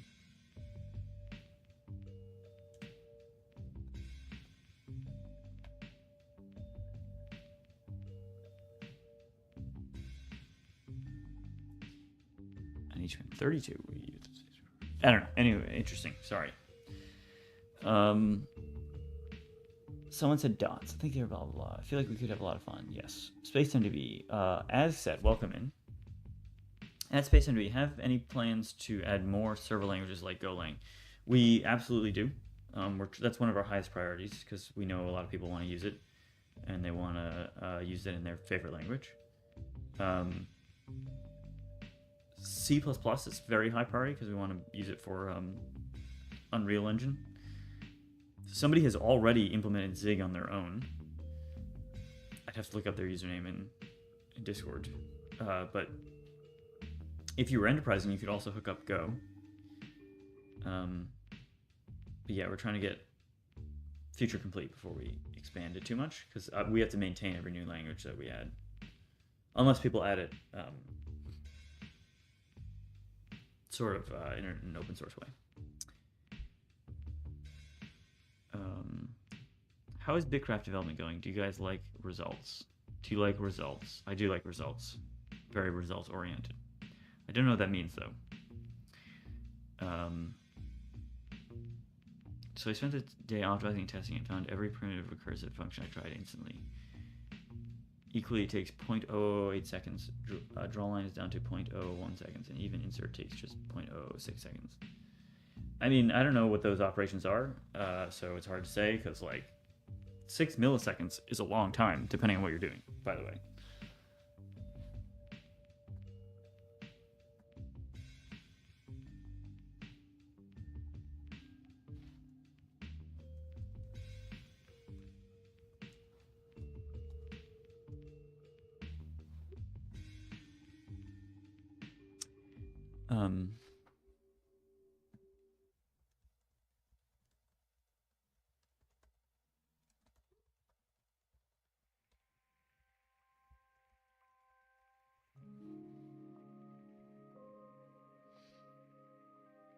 The guy doing Zig is Sierrick. Yeah, that's his name.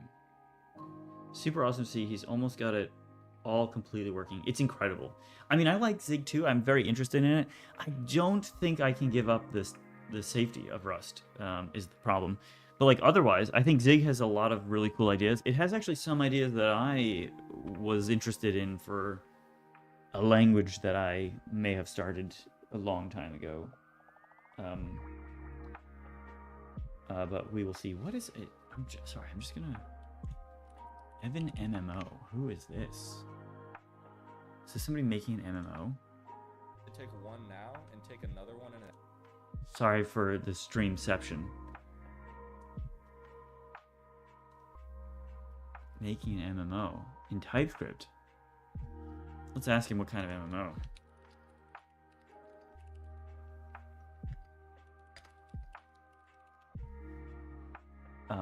Interesting.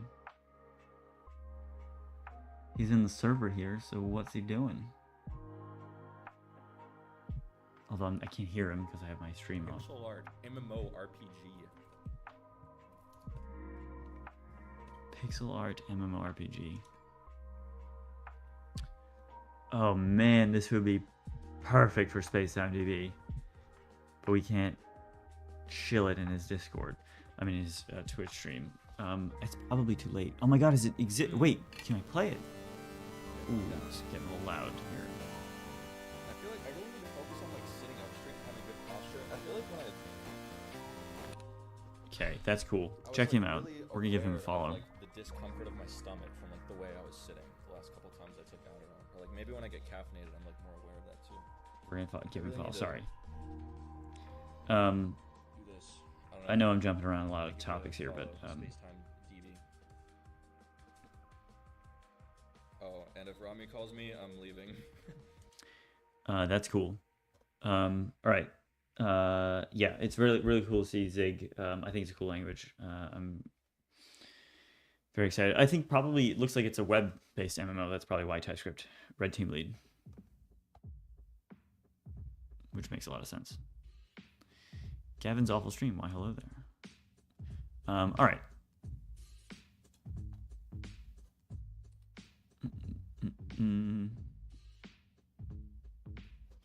All right, let's figure out how we're gonna do llms.txt, shall we? So we're gonna go to ChatGPT and we're gonna ask it, could you write an LLM? All right, let's just ask it, what is an llms.txt? We'll have a chat about that.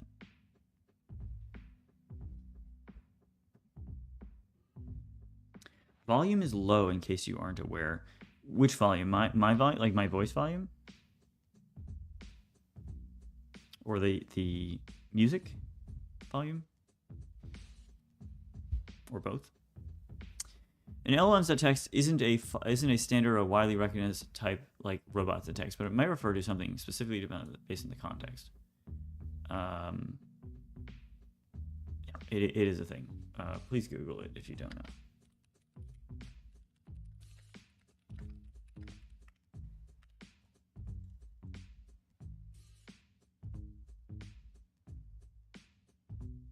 Volume is good. Okay, so we're okay with volume.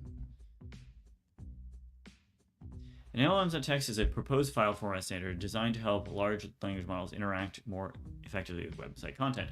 Similar to how robots.txt file guides search engine crawlers, llms.txt provides structured information tailored to AI systems. The primary purpose is to present LLMs with concise overview of key information, includes summaries, important links, guidance. By offering structured data, website owners can enhance how models interpret. Implementing an llms.txt file involves creating a markdown format file placed at the root of your directory of your website, a project or site name, a summary. Okay. Could you write an llms.txt file for SpacetimeDB.com based on the docs in SpacetimeDB.com/docs. This is where we're at. Oh yeah, you can just tell ChatGPT to Google it, and it'll go to Google it, and off we go.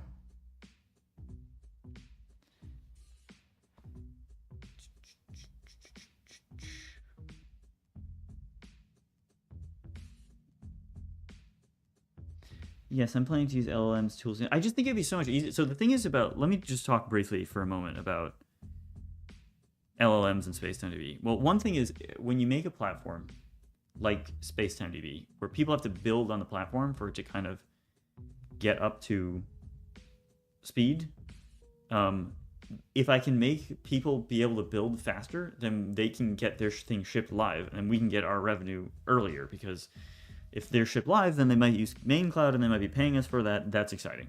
So like if LLMs, if we can encourage other people to use them and they make their development faster, if they make their development slower, that's unfortunate. But if they make their development faster, then in principle, it might take 6 months instead of 12 months for somebody to ship their game. So that's one thing.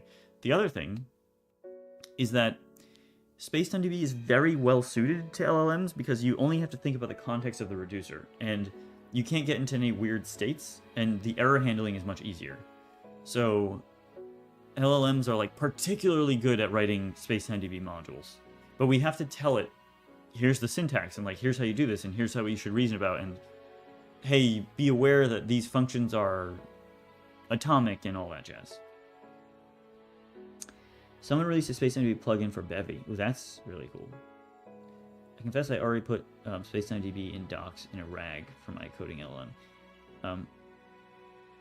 Yeah, no confession necessary. That's awesome. So let's read what we got here. SpacetimeDB is a fully featured relational database system that integrates application logic. Why is this unfortunate?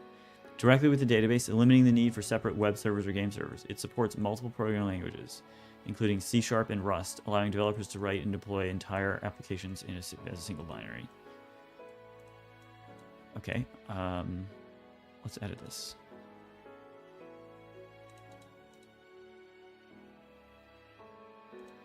How do I edit this? Can I like type in here? Yes. SpacetimeDB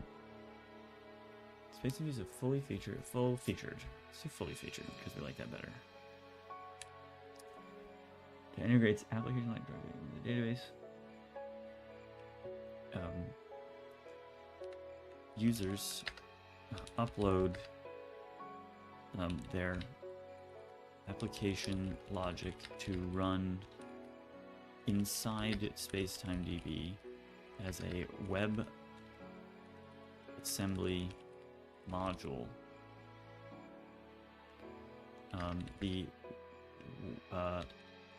There are 3 main features of SpacetimeDB. Reducers. What did I say in the thing? Subscription queries.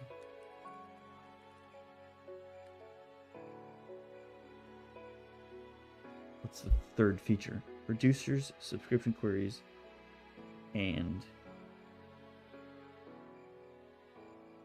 tables. Okay, I forget.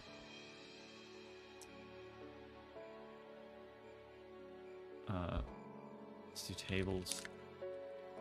Reducers. Oh, not used to Windows. And subscription queries. Tables are relational database tables. If you find a database like Postgres, and reducers are atomic transactional RPC functions that are defined in the WebAssembly module, which can be called by clients.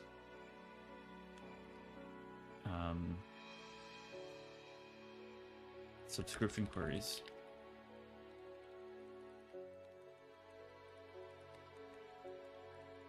are SQL queries, which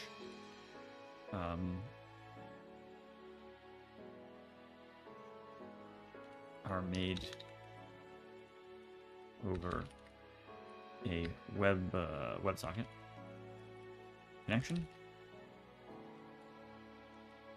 which are evaluated by SpacetimeDB, and then which are initially evaluated, and then incrementally evaluated, sending changes to the query result over the WebSocket. Is socket capitalized in WebSocket? Yeah, the million token length is amazing. Legit OpenAI can. Words I shouldn't post here. More words I shouldn't post here. They have reached the point of being basically useless in comparison to other tools available. I am just lazy. So that's why I'm using OpenAI here.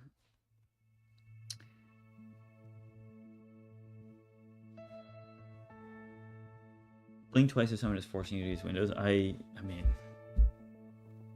my desktop, because I can't load. I needed to buy one because I need to be able to play Bitcraft, and both on a Windows desktop and a Mac. So I have my Mac, obviously, and then I have this. Okay, so how do we feel about this? You guys feeling good about this explanation? Does that give it a good idea of what it is? Maybe I'll also mention this. SpacetimeDB allows users to code generate type-safe client libraries based on the tables, types, and reducers used in their module, or defined.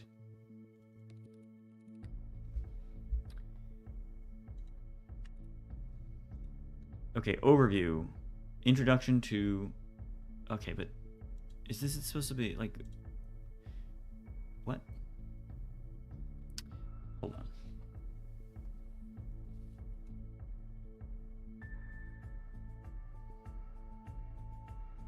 I think these are supposed to be links, are they not? Are they? Oh, they are links.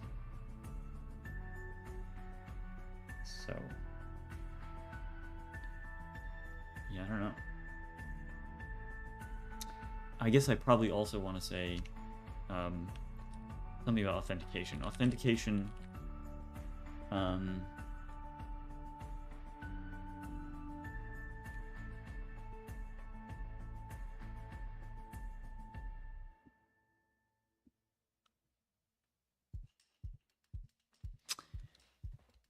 me say this. The clients store a subscription queries allows the client SDK to store a partial live updating replica of the server's state.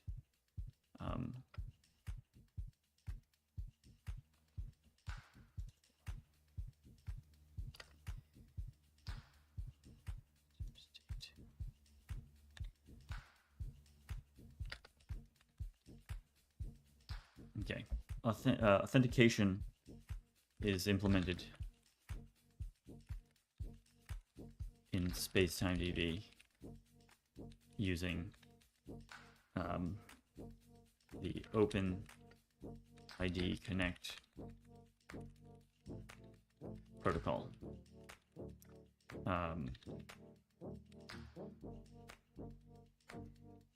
SpacetimeDB has the concept of an identity, which is it should be called identifier. That's a mistake that I made early on, and it was very hard to fix. We decided not to. S is capitalizing website. Thank you very much, E.G. Kale.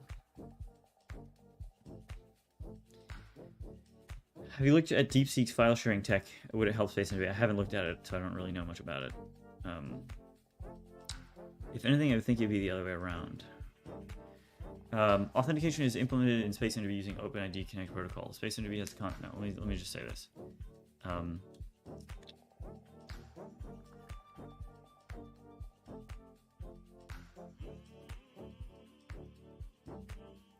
An OpenID Connect token with a valid sub, or I guess issuer,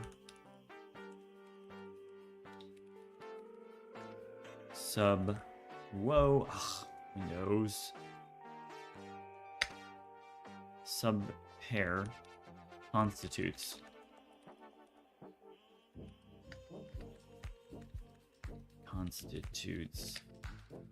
a unique and authenticatable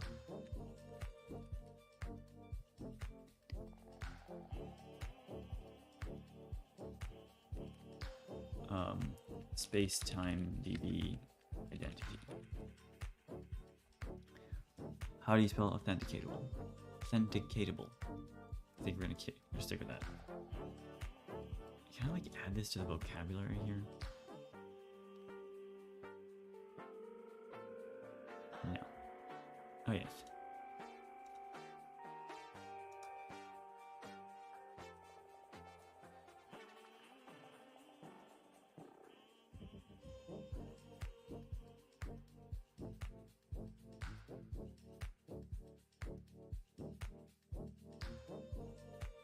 We got some fun music here. I think SDK is a valid word. I think RPC is a valid word. And to be honest, I think authenticatable is a valid word.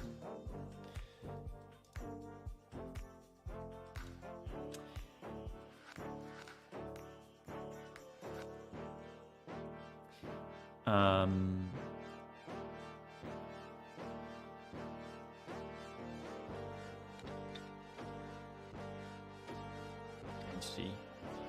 SpacetimeDB uses the identity type as an identifier for all such identities.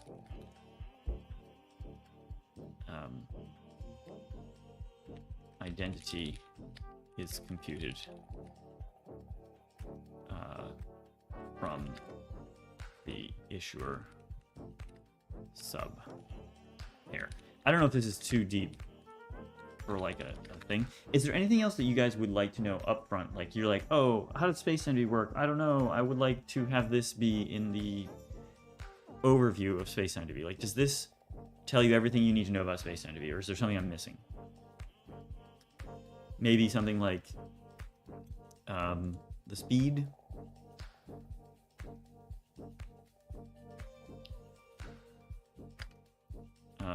It is optimized for high throughput and low latency multiplayer applications like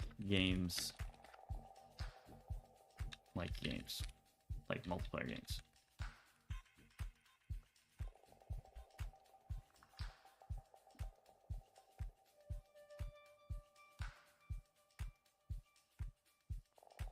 I don't care if CCP or Elon or Altman make it. I care how well it works. Any chance you will post this on Notion or such? Well, honestly, many people... It should go on our website if I do this correctly. Many people will be adapting their own libraries for this.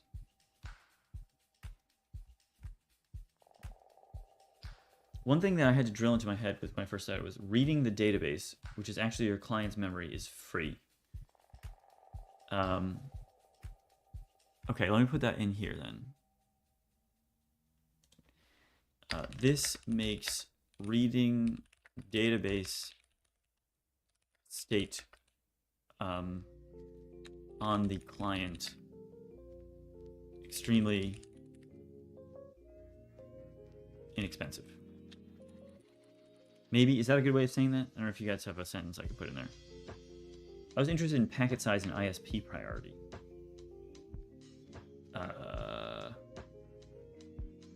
Okay, let's see, hold on, we've got some other things. Issuer subject. I guess I should do issuer subject with although it's not one or the other, and I kind of imagine slash to be or, and I imagine comma to be and. So, but that's fine. Very cool music. Also, yes, we should add something to the Oxford Dictionary or something. Maybe something about the write-ahead log or that operations are transactional. So I think yeah, I agree.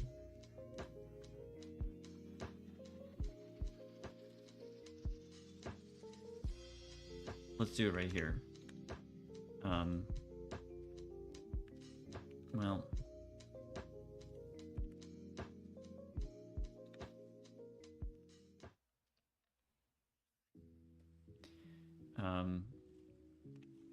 all data in the tables all data in the tables are stored in memory by default, or just in memory, but are persisted to the disk via a write-ahead log.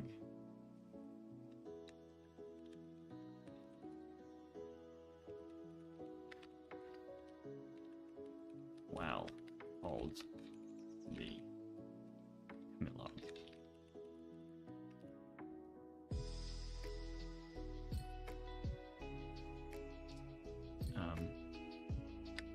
All tables are persistent.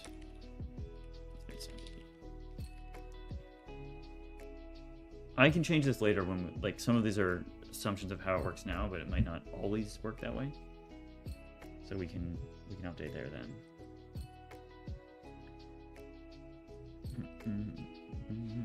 Okay. All right, so that's a good start. Let's see what else do we need to do here. I think we need to put like a lot of the syntax in here because we've got like the docs and that's cool, but we need to do more.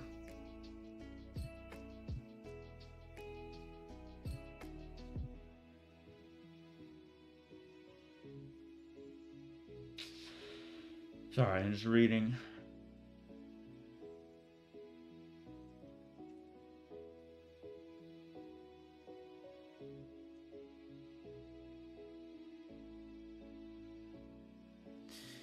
I think I should do probably here like this allows SpacetimeDB to easily integrate with authentication providers.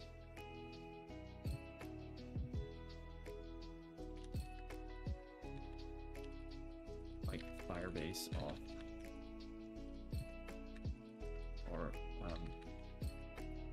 auth0, or if Jeff is here, which he's probably not, what is the other auth thing that we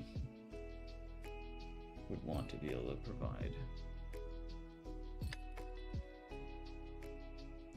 And I guess they would be auth, what are they?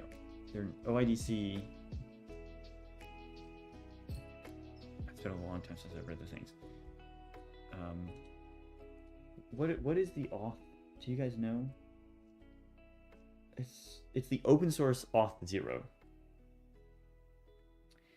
The official Big Fat Monkey says, not something that should be in the docs, but I'm just wondering, would something like player movement be broadcasted via the website connection? Am I understanding it correctly?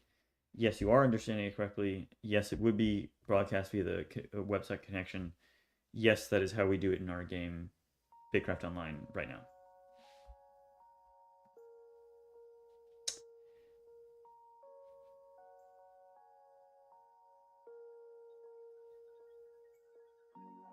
Might be worth feeding what you have into ChatGPT and asking it to write facts without answers. That's actually a good point, Jeffrey Hoffman. It's actually a very good point. I will try that at some point. No, I don't. Authentic. It's not authentic. It's like open source auth provider.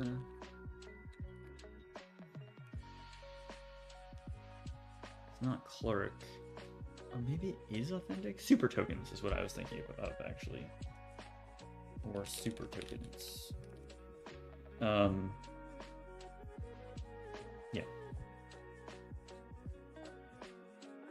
Eventually, by the way, we plan to do a thing called spacetime auth, which is like Firebase auth, but you know, we're trying to use our resources here wisely. I guess I should maybe talk about SpacetimeDB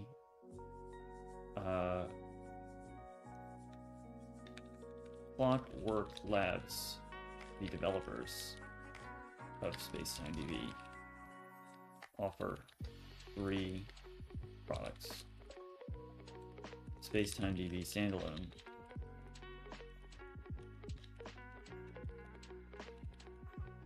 a self-hosted. I guess put this in a list. Well, like it, I wonder. This is like.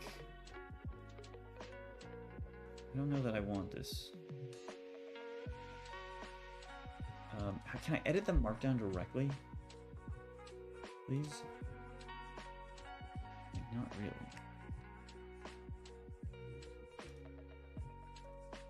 Well, whatever. Let's do this. I'll fix it later. 1. No. Okay. Oh, please. What are these quotes? No. Oh, no. Okay, well, whatever. SpacetimeDB, I'll fix this later. SpacetimeDB standalone.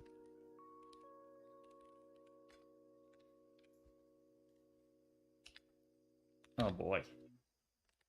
An open source-ish. I mean, a source available. Single node. Self-hosted version. SpacetimeDB main cloud. A hosted, managed service, serverless cluster.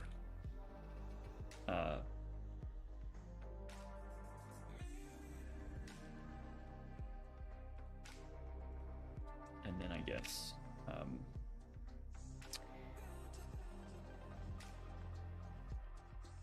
SpacetimeDB Enterprise, a closed source clusterized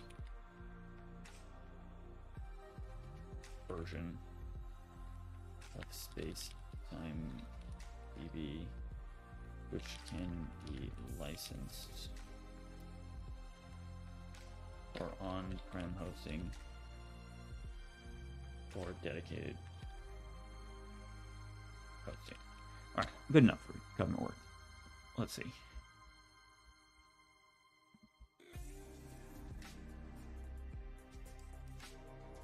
Did we mention something about visibility tables and that row-level security is in the pipeline? We haven't mentioned that yet. I don't know if I want to put all of this in the top of it. It's hard to say. Maybe licensing, since there isn't always a million questions about that, unless you don't want arbitrary AI giving advice on that. I kind of don't.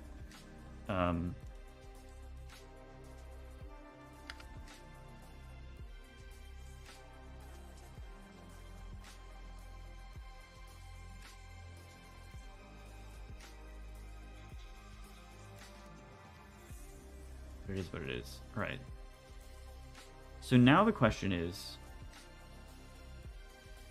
what do we do next?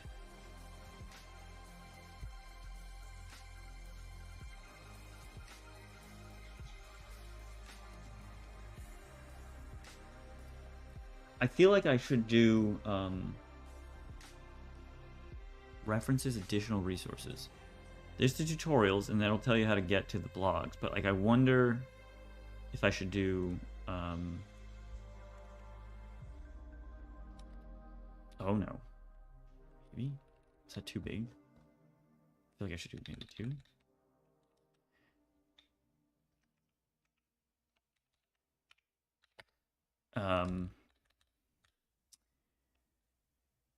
Guidelines for writing SpacetimeDB modules, and then we would do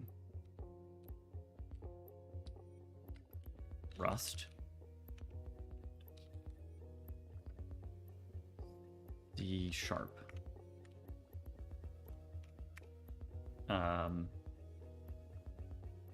I would really love for ChatGPT to write this for me, but I don't trust it. So we're gonna take what we're gonna do is we're gonna do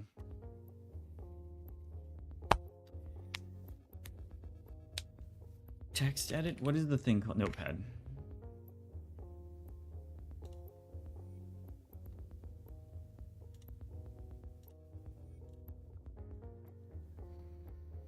And we're going to do copy this in here. I really should just be doing this in Notepad. Oh no. Maybe I need to copy it out with this. Yes, okay, so that's got all the context. All right, so now what we're gonna do is we're gonna say, okay, cool. I would like to write some guidelines for writing SpacetimeDB modules based on the Rust and C# module specs available in the documentation. The guidelines should provide examples on the syntax for all the different features of SpacetimeDB, including tables, reducers, the reducer context, timestamps, performance, log stopwatch, indexes, unique constraints, and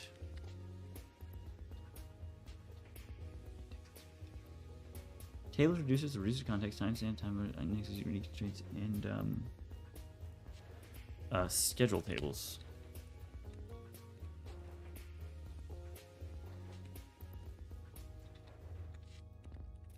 Please look up these contexts on the SpacetimeDB docs website. Concepts.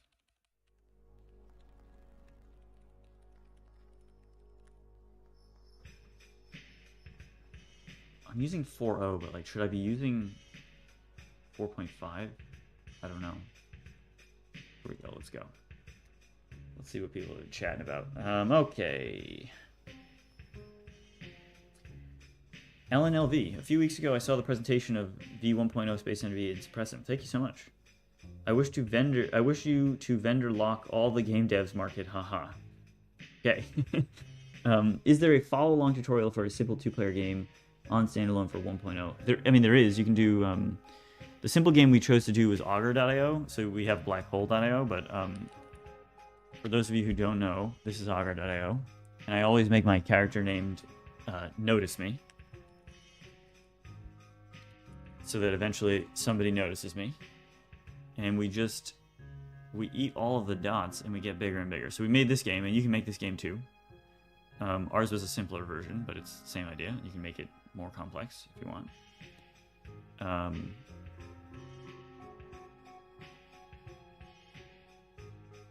we're just eating. And we're number 13 on the leaderboards here, which is weird because I'm pretty slow. I mean, small. The thing is, too, a lot of people team up, and that's rough because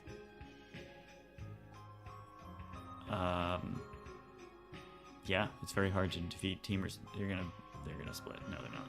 Could be a lot bigger than me. I don't know. Should be using Claude or Gemini Pro, honestly.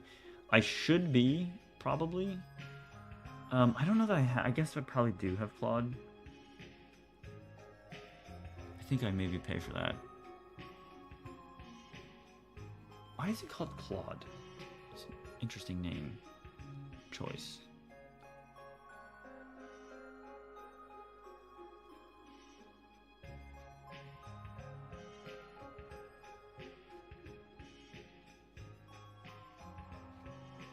We're gonna see how long this goes, by the way.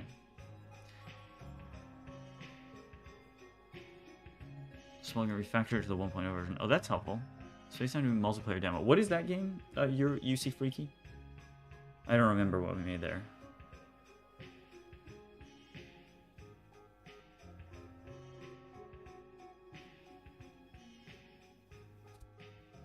So in this game, you can split and become two things. You can also like poop out little foods.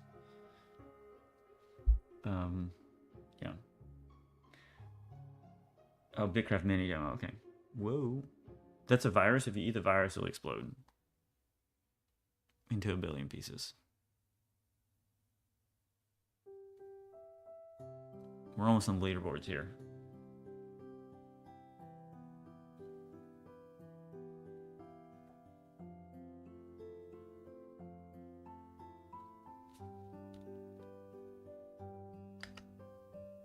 Oh, fudge. That's a problem.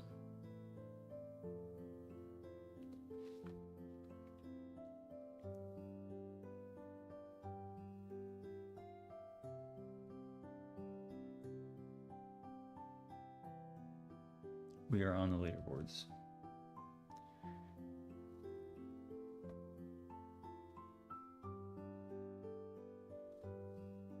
We should definitely look at that PR then and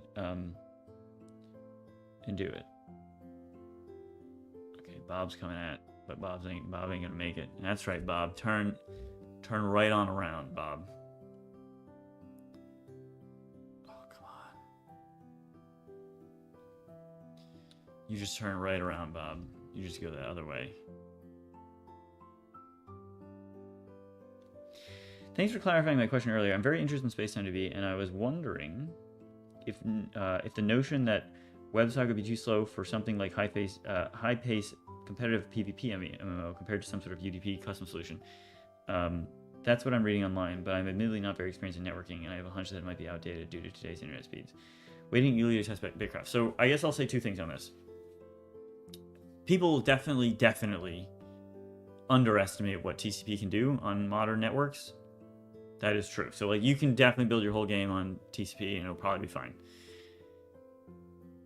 There are certain scenarios where TCP is going to have trouble, like if you're switching networks a lot, and it also self-throttles and it retransmits a lot. So we do plan on adding UDP eventually, and that'll be just for free. You won't even notice that it happened. UDP transport. There may be some settings involved with that, but it's probably fine. And by the time you ship your game, we'll definitely have it. So you can just choose what's better for you then. I think that's the way to think about it.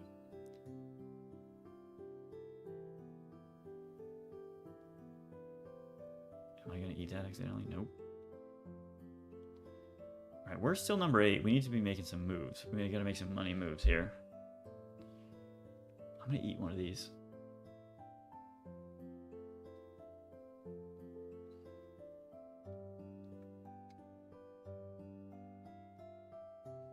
Oh, J money. What if we make some J money moves?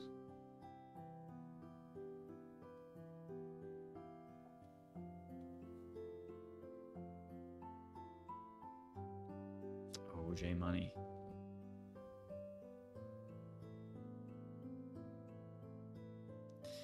I know you guys didn't sign up for this, but that's what's happening. So All City Town is bigger than me? Is that really true? It doesn't look bigger.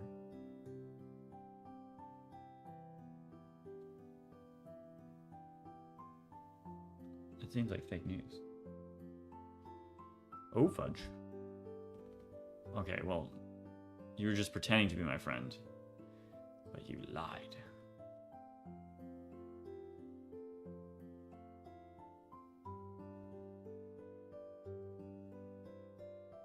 Alright, All City Town is now my nemesis.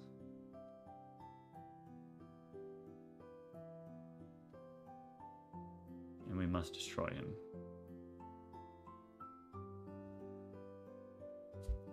Yep. That makes sense, but the fact that you will support it out of the box eventually either way is icing on the cake. Thanks, man. I really hope SpacetimeDB will be successful. It sounds like a game changer. Oh, thank you so much. Let's get him. Oh, can I get him? Oh, baby, please.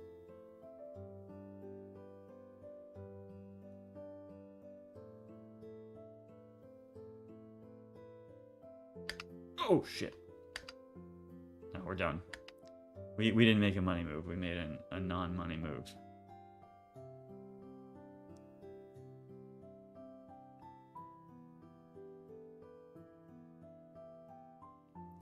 So yeah, I would say if your game is a blunder, a serious blunder, I thought he was not going to recombine at exactly that moment. I thought I could sneak past.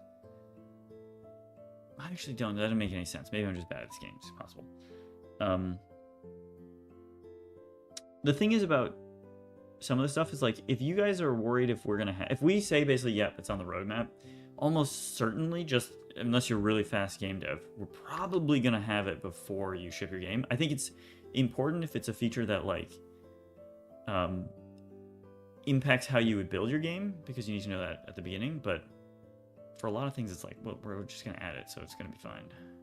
And that's kind of the benefit of this whole switching where the database is in front of the game server in a way, because we can handle all that for you, and it's just automatic.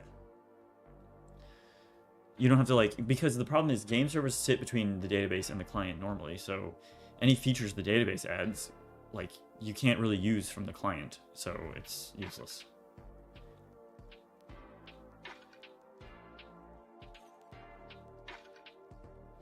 Considering you're mostly pandering to MMOs, those take ages to develop. Yeah, it's true. Oh, come on.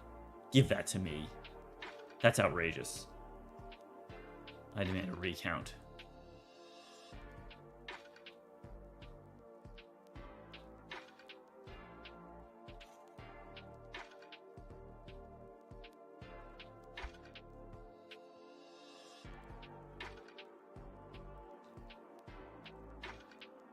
You guys thought we were getting a programming stream, but instead we're noticing me.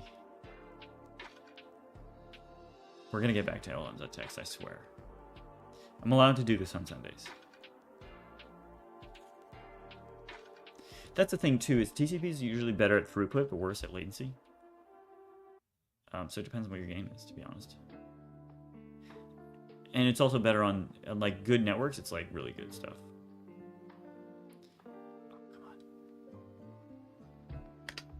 Yes, that was mean, but you gotta, it's eat or be eaten in this here game. I think we gotta make some money moves for Mr. Greedy. You know? Oh, fudge. It's problematic.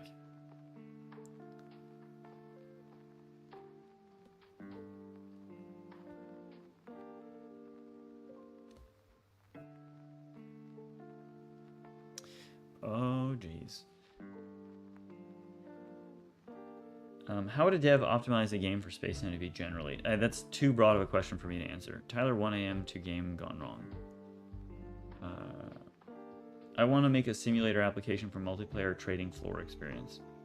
That would be cool. I think you could do that. That would be really cool. Actually, that's a fun game concept.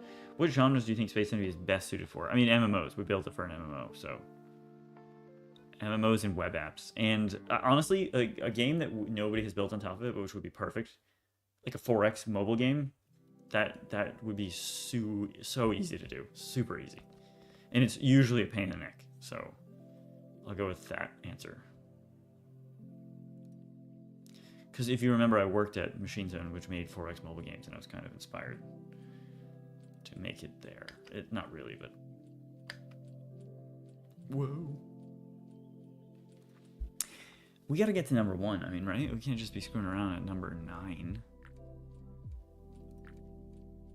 Oh, big fight going on here. And I'm looking tasty to them, I can tell.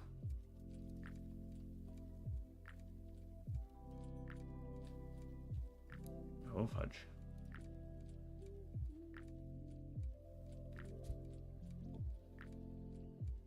That's bad news. But maybe I can make a play. Oh, they're teaming. That's so outrageous. See that these teamers, these losers. Okay, so that was our video. Nice little sidetrack. Anyway, what I want to do is I want to say. Oh no, I don't want to do this. Okay, cool.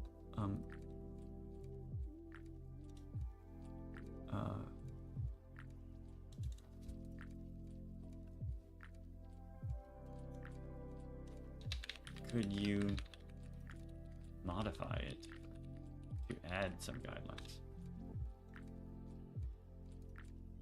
I'm making Pokemon Go clone about mushrooms. That would be perfect. I think Pokemon Go clone about mushrooms. This is like a foraging game. There's this really fun board game called Morels, which I think you should look up if you're making that game. Let's see, what do we got here?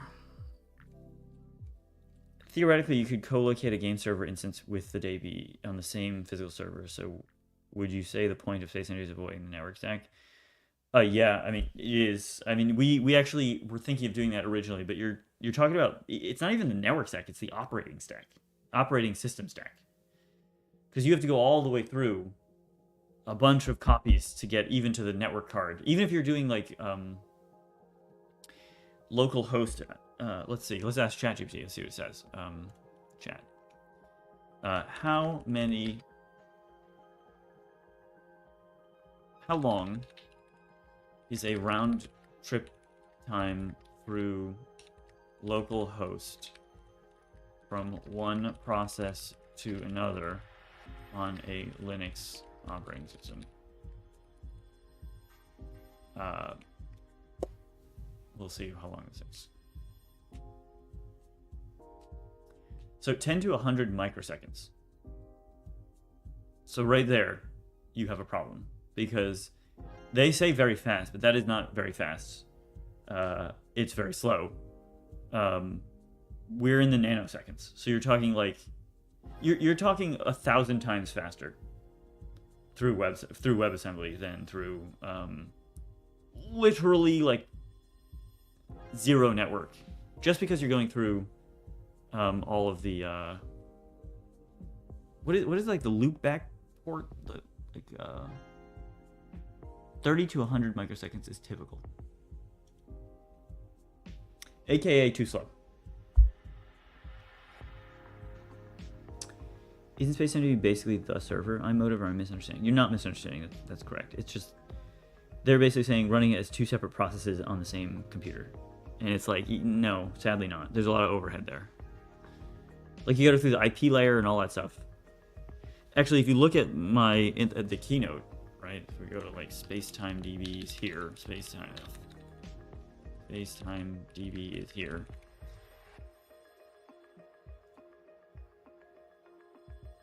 And we skip to this part. Go all the way through the... Yes, that's me. So like, actually the LAN is a very, very, very small part of the total. Most of it is the kernel buffer, the IP layer, the link layer, the network interface card, which you might skip that for the loopback port.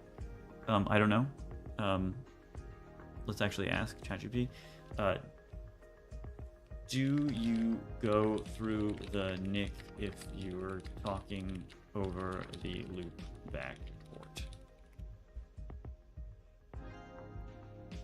Loopback interface. You do not go through the NIC. So, okay. So you probably go into the, what about IP layer and link layer? Maybe you just go to the one layer. What about IP layer and link? What about IP layer and link layer?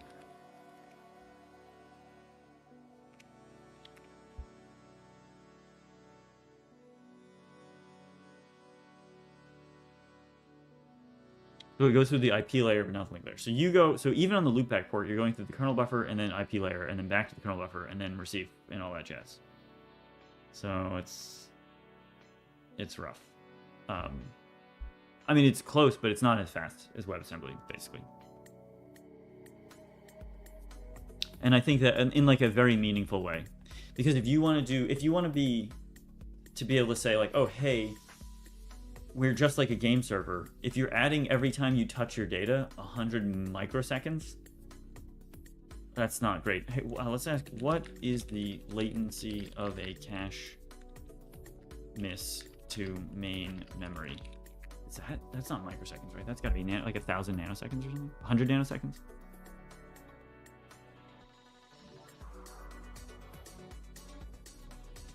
Yeah, so for context, one of the slow parts of writing code right now in your program is like, okay, if I'm going to miss my L3 cache and go all the way to main memory, it's going to take 100 let's call it 100 nanoseconds. Well, that means that if I'm going across the link layer, it's going to take 1,000 times slower than that to access my data. So it's too slow, basically. We want accessing data across the boundary to be akin to a main memory lookup. And so that's what it has to be, therefore, in main memory. Although we would like you to not have to blast your cache away. And in some cases we do that, but we might be able to improve that. Yeah, 300 CPU cycles. So that means that if you were talking, so if you do this across the network, that means you're wasting 300,000 CPU cycles just accessing your data in another process, which is too slow, sadly.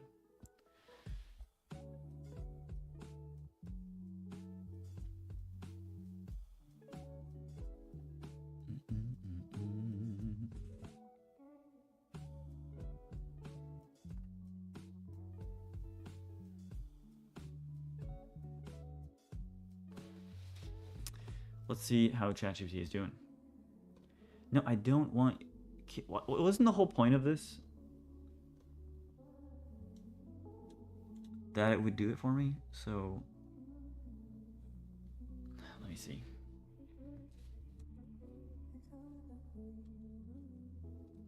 Should I be using like Windsurf or Cursor or something like that? Is that what I'm doing wrong here?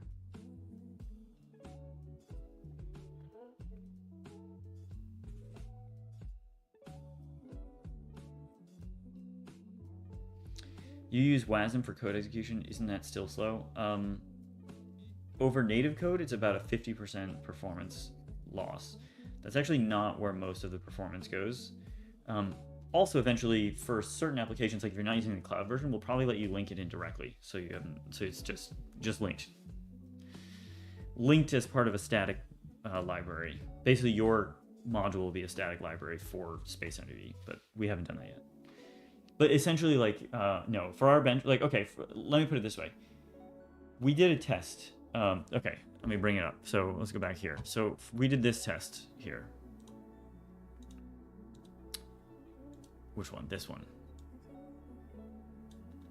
Spacetime. Yeah, blah, blah, blah. So this takes 200 milliseconds to do 1,000,000 rows. If you did these updates in purely WASM code, so you didn't touch the host at all, it takes about 1 millisecond. This takes 200 milliseconds. Most of our time is spent actually in the host doing things that we could optimize away. So like the secret here is that this ain't that fast. Like we could go a lot faster if we were not as good. But fortunately for us, these databases do a lot more work. So it looks really good, but it's actually pretty slow. Which is great news for you guys because it means you can go a lot faster later. But to answer your point, like no, WebAssembly is less than 1% of the total execution time here in this code.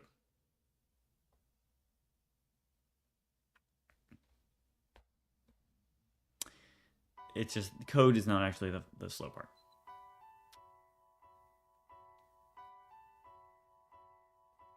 Right now, anyway.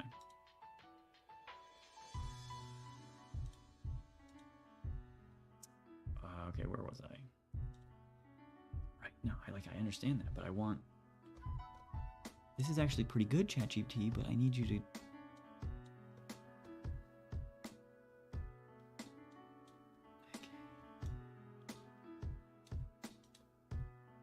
Alright, maybe we just copy this here. Oh no. Oh no, it's like all broken. Oh, come on. Alright, here's what we're gonna do. Oh no, it's like broken up. You see how it's messed up? You guys actually can't see. But it's messed up. It's like switching back and forth between Markdown. Maybe what I need is cursor.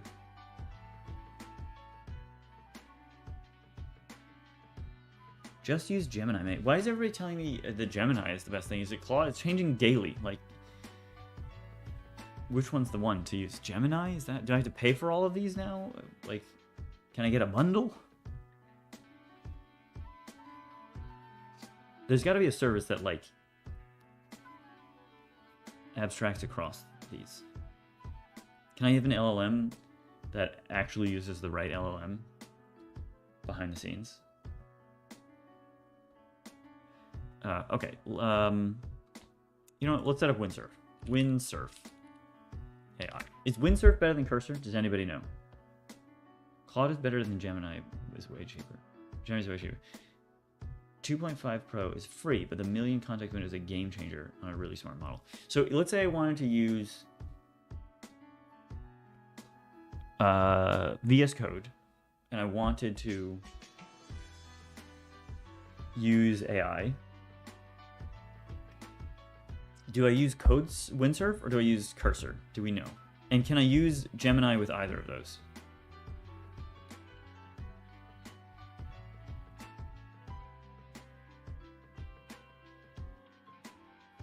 I'm going to assume Windsurf because I heard that Windsurf manages context better. And that's the thing I really care about because I'm not great with my tabs. As you can see here at the top, actually you can't see, but I have a lot of tabs open. I use NeoVim to use like Cursor. I don't have that set up on Windows though. Control K for the AI from Control K is for like half the hotkeys. You can read mine, but still it says something. All right, let's try Windsurf. Let's do it. X64. No, ARM60. What am I on? Must be on this. Let's run that. Let's see what we got going on here. Don't run. Yeah, well, I know. Okay, whatever. Nothing like running arbitrary code that you downloaded from the internet. To get the day started right.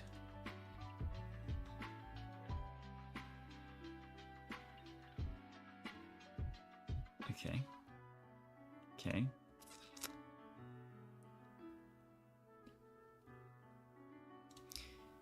Is Windsurf another Windsurf VS Code?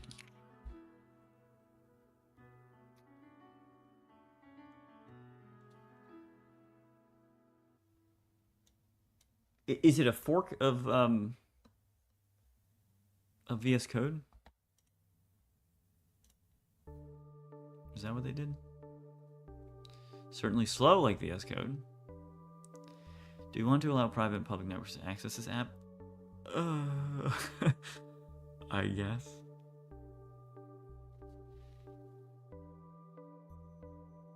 Gemini Code. So I want VS Code. So you're telling me X90 that I should use Gemini Code Assist, but in VS Code itself, not in like. Windsurf is not great. Cursor is better, but honestly, I would use VS Code. Just use VS Code directly. All right. Well, that's what we'll do then. I think I have VS Code on here yet. That's what I do, and I would rather do that. That's much nicer.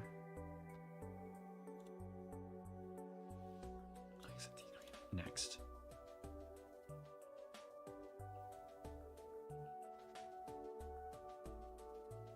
Sure, let's do that. Install.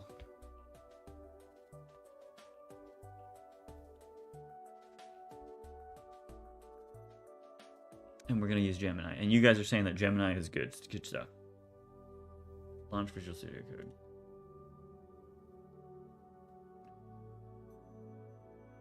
Codium is to VS Code what Chromium is to Chrome.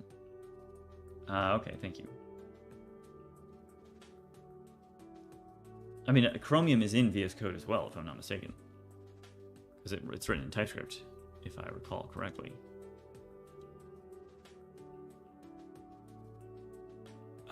What a BitCrap launcher. What the heck? Alright. We'll do a new file. Markdown. I guess llms.txt, although it should be llms.md, right? I mean, wouldn't that be what we want? Okay. Alright, so now let's just copy in what we got. Okay, and now I want to do the same thing I was doing on the internet. So let's see. First of all, I have Copilot, and I would need to sign in to do that. Sign in for free, but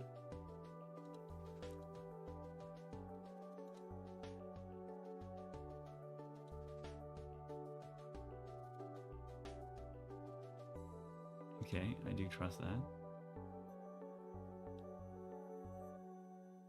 Okay, so I have Copilot, but can I switch it to Gemini now? Is that what you guys are saying? I am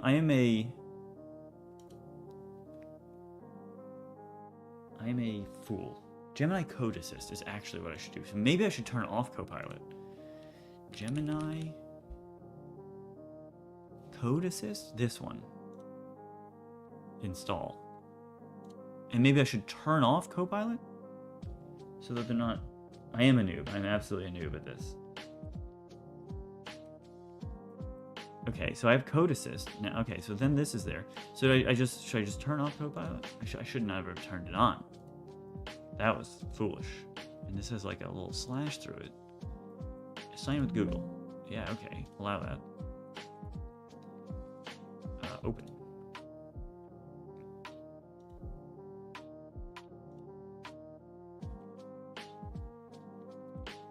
It's now authorized to access your account. Okay. So, fine. Hello, Tyler. Your current account is not eligible for Gemini Code Assist. Ugh.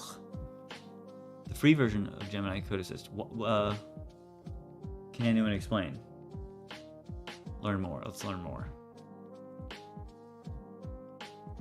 I'd turn off Copilot, but I did that right away. Didn't see a benefit. Okay, how do I turn off Copilot? Is there a hide Copilot set? No. Okay, let's see. Let's just maybe here. Manage Copilot. Oh my gosh. Disable Copilot.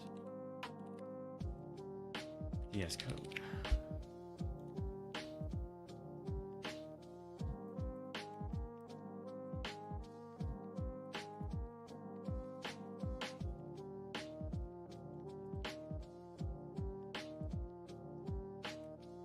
I guess, is it an extension? That's the question. I'm sorry you guys have to suffer through this.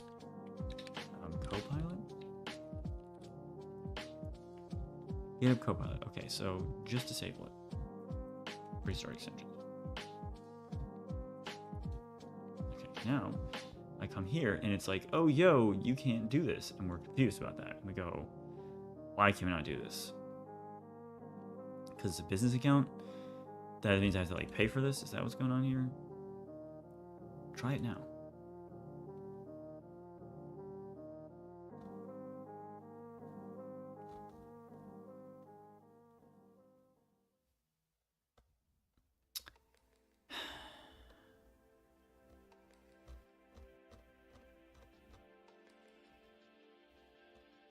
Okay, hold up.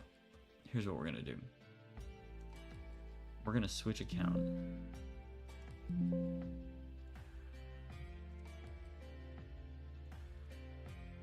It's not like I'm recording this on a live stream or anything, so that Google for sure knows that I'm doing the wrong thing. Dean Lee Swanson, I wish I could get in a call with you. LOL, this is tough. I'm so sorry. I apologize. Thank you also for the follow. Just set up an API. By the time I type in what menu tab to go to, you have swapped away. You don't need to disable it, but no reason to have it enabled to. Yeah, it's not relevant to what he's trying to do. You logged into a business email with Google, so it may not use personal one. It works fine with a personal account, so I'll try the personal account. A lot of people trying to help me here. Windsurf's not great. You can use API, any LLM you want. I'll move over to Twitch. Okay, thank you. Am I the only one who can't see the left side of the screen? No, you're not. I've kind of intentionally done that because I have, like, I don't know, stuff there. And the only one who can't see the left side of the screen. So here we go. Okay, so let's try this. So here we are. We're logged in. We're happy. We're going to town. Now we're going to click Code Assist. Okay. Automatic code completion. Now will it like just do stuff?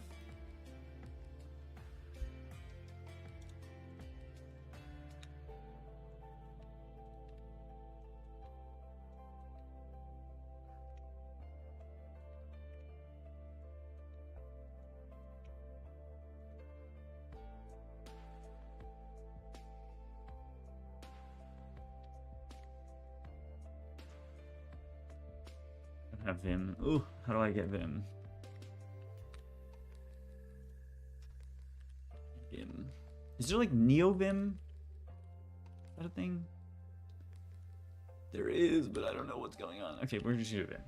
This is what I've done on my other computer.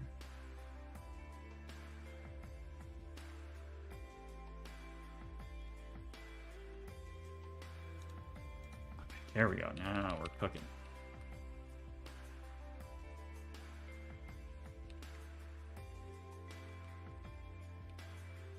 All right. Use the AI. So how do I use the AI? I'm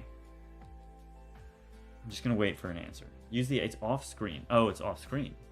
But okay. So it's down here. I have this bottom thing, and I can click this thing, and it says automatic code completion. Here, I'm gonna just show you guys the whole screen. Give me a second. We're gonna go here. I have to like zoom out or something. I don't know.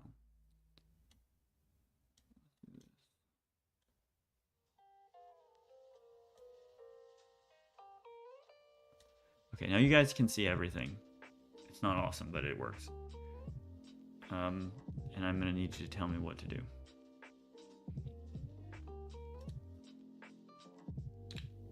This is like an autocomplete button. How do I get it to Gemini?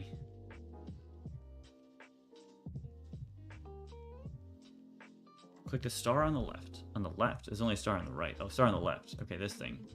All right. Okay, cool. So, I have a question about your code. You can ask specific question. So I could just type in whatever, but can I get autocomplete for it to like poop out stuff? All right, let's ask it the same question then. Let's ask it the same question that we asked ChatGPT. Could you modify this file? Right. That's what I would like to be able to do. So far, it ain't worked, by the way. So far, I'm not pleased. Why?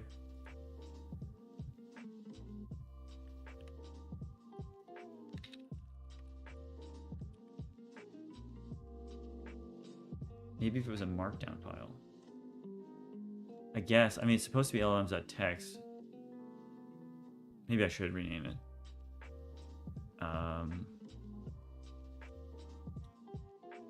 No folder open. I know. I just want to edit this file name.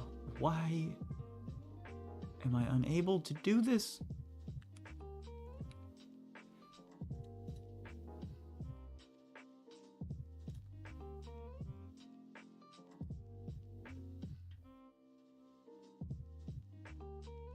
Okay, well, I'm not renaming it.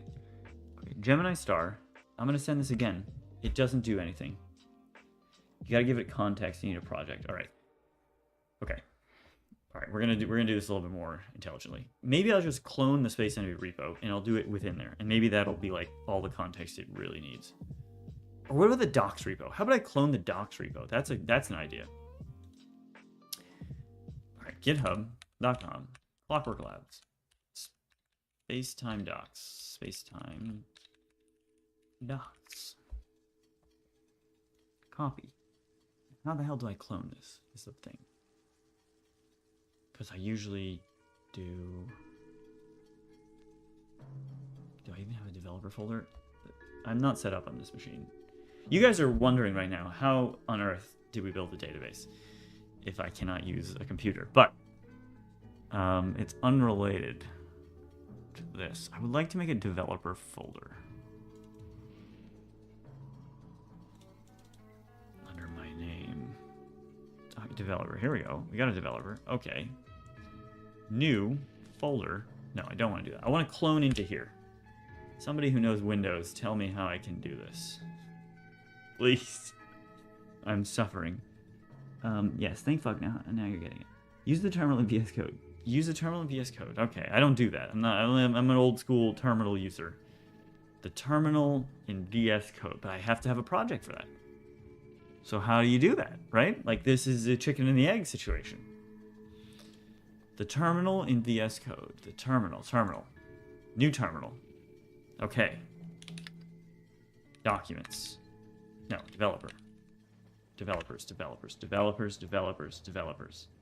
Control minus thingy. This is fun. This is like Twitch plays VS Code. Okay, so. Okay. Ugh. Git clone.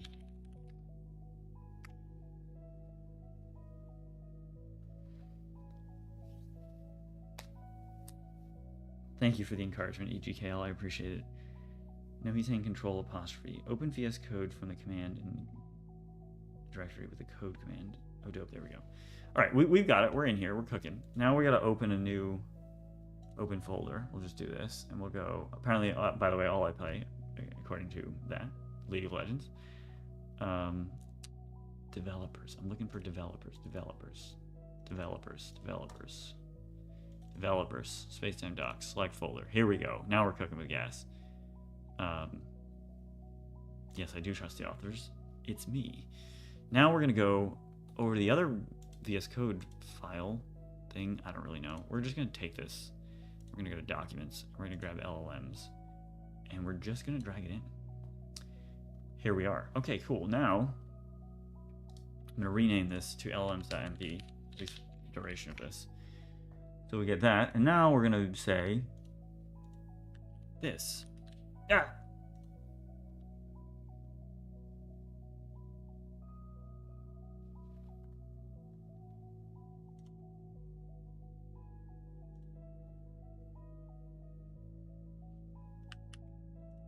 So what you guys are telling me is that I should be able to do this.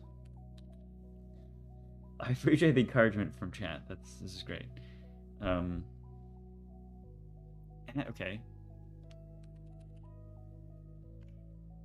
All right. Thank you, Chippy. I like that. I feel like it should be able to do LLMs this file. To be quite honest. Okay. Will it? Okay. You see what I'm dealing with here? Will it modify the file directly?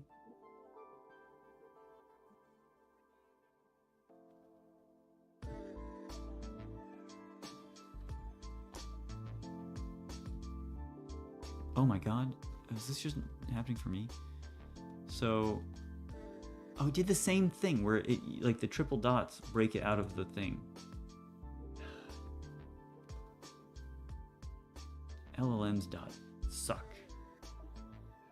How do I modify the I'll modify this, blah, blah, blah. Yeah, here's the modified version, but I want it to be in the code, you bozos. Please.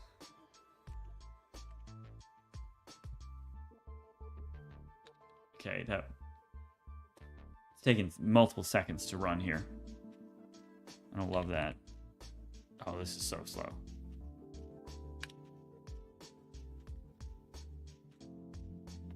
Do people live like this? Is this a thing that... My hands are up. It's not typing.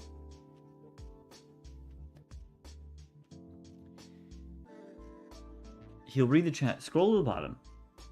Okay, thank you. I've read the chat. Heavy breathing. The buttons, but why is it so slow? That's crazy. No, we don't. It's killing me.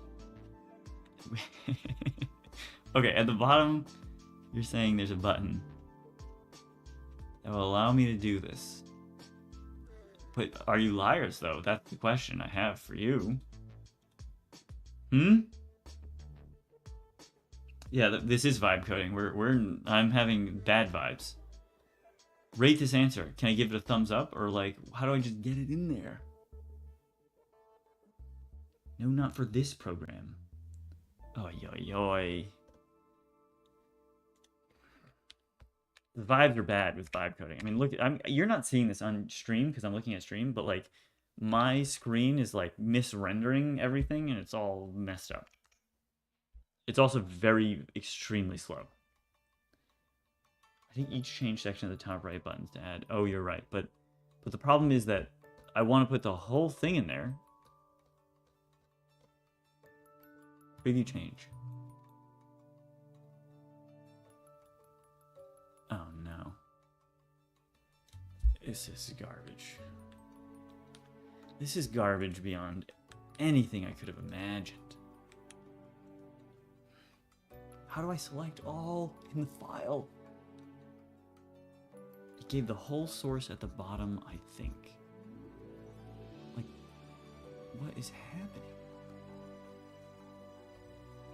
Context sources. No, these are the output, or these are the same file. Is this the new file?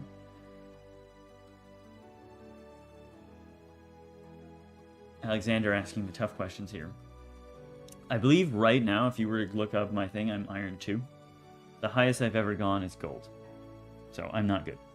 I play bot lane, and I'm OTP Jhin. I was Gold 2 seasons in a row, and then I think I haven't played very much. I think it was Gold, Silver, Bronze, Iron, or something like that. So it's been getting rougher.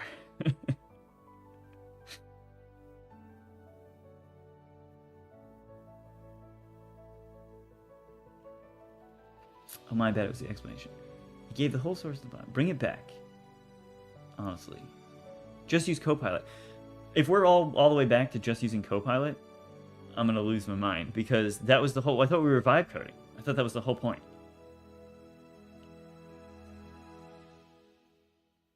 Right? We're the vibes. Okay, we're getting people that just use VS Code directly. Am I the only one who can't see left side of the screen? No. It does it. It does it. What does it do? What does it do that I can code? Can you just ask to replace the whole file?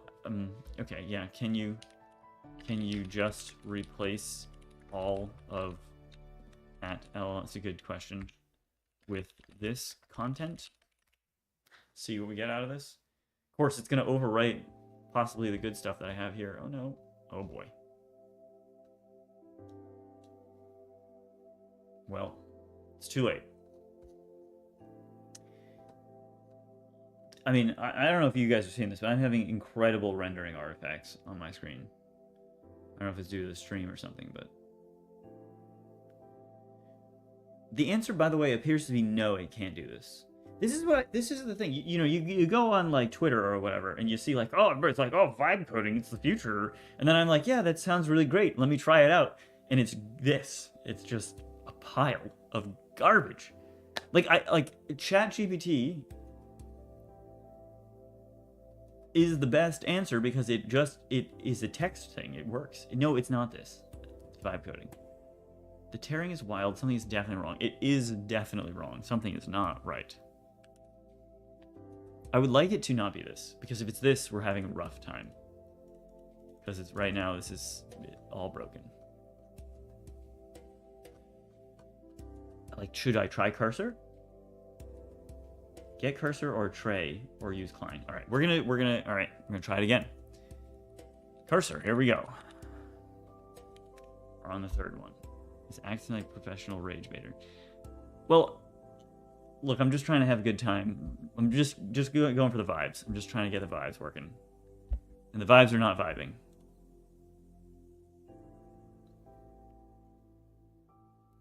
I need somebody else to join me on stream. We should clip that and send it to Google PM.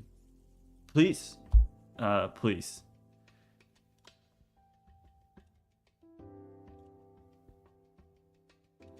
Like, Gemini's better, but I can't even get Gemini to put the Gemini thing. By the way, ChatGPT had the same problem. If you remember, right? So if I go to ChatGPT, it starts out writing the code, and then it like does the code example, and it like breaks out of the thing, and now it's the same. I can't copy it. It's the same problem. Like, whatever they're doing is doing the same thing. I would love to. I'm on the SpacetimeDB Discord. Can I bring you on here? Is that even possible? Hold on.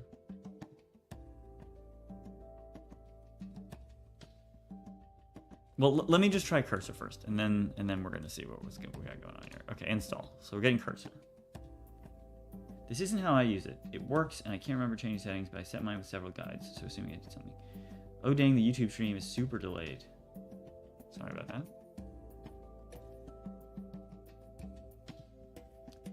I used to stream to large audiences, not a problem. All right, I would have to figure that out because I have to like, I only have one monitor is the problem, so it's a little bit tricky. Let me try cursor and we'll see how this goes. Later today, I'm gonna make a pizza. I have an Uni pizza oven that I bought, and been making pizzas. It's good stuff. Okay, code, yeah, compute embeddings, code base wide. All right, cool. VS Code, that's what we want. Although I do like Vim. Interesting. Add to command line.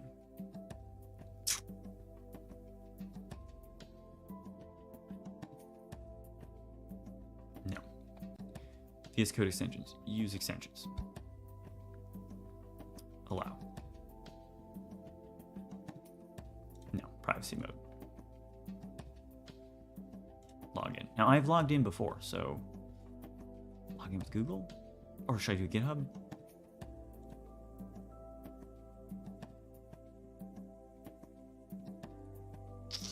Google.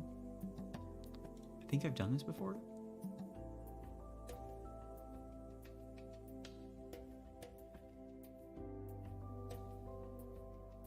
Pizza stream confirmed. Maybe we should do a pizza stream.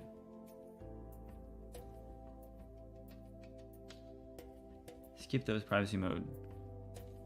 Loading forever. Okay, login. Currently logged in. Yes, login. Okay, back to here. Okay, cool. Now we're just going to open the same project. Open project. Documents. No. This PC. Local disk. Users. Tyler. Developers. Open code. Here we are. All right. This is the last shot we got from the thing here. Here we go. In principle, it's all here. Okay. Let's take the same prompt that we just gave this. I'm hopeful. I'm really hopeful. Really hopeful.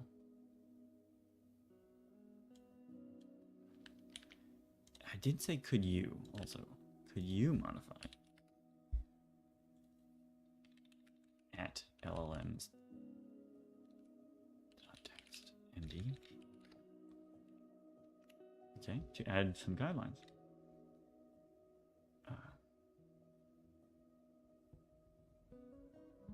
To do anything. You know, Daxode, you're absolutely right. Which is why I haven't done it for so long. Like I've been just like raw dogging VS Code for a while, because it's just, you know, I gotta spend a whole Sunday figuring out what the heck's going on here. I'll help you add guidelines. Okay, please do that. Looking promising. Looking very promising. I don't know if you guys can see that because I'm maybe behind it. But it's cooking. Oh, cursors. Doing a lot better. It's still having weird rendering artifacts, but...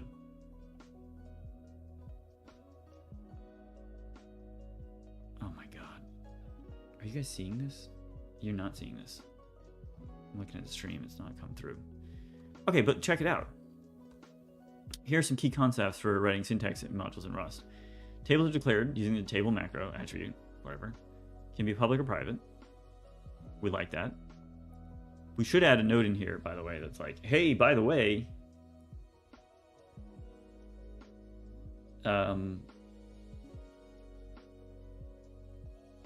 If you'd like it, or to tell it to do something else. I should say, like, by the way, don't forget to make your tables public, because you won't show up, like the data won't show up, and you'll be like, what's going on here? At least on Twitch. Yeah, it's not on Twitch. It might be on YouTube. I don't know. It's on my screen, so. Cursor is better, but honestly, the worst thing about Gemini Code Assist is the damn auto scroll when answering. I'd recommend Klein. The data doesn't work better than specific tasks. I think we're gonna stick with It's like I'm trying to stay mainstream. I don't like to be on the bleeding edge because I can't deal with it. Let's go through this. We're gonna go through this real quick, and we're gonna find out what's going on here. So this looks pretty good. That looks correct to me. Players, key table features, marks a column as unique, auto inc, okay. Index, creates an index. I don't think that that's true. Does anybody remember? Isn't it like B-tree? Do I have to specify B-tree? I don't think I can just do that. SpacetimeDB.com docs. Rust reference. Index. B-tree index access. Okay, here's what we're gonna do. We have github.com, Clockwork Labs, SpacetimeDB. Here in this repo, we have a thing called modules, module test source, and we got a whole bunch of garbage in here. And the point is that we're testing all the different things. So let's look for index. I wonder, I should be able to like, I should copy this file into my project or something. So let's see, index. Do we do indexes? Index B-tree. I think you have to do this. I'd have to ask Mazdak though if we support the other ones. Let me see.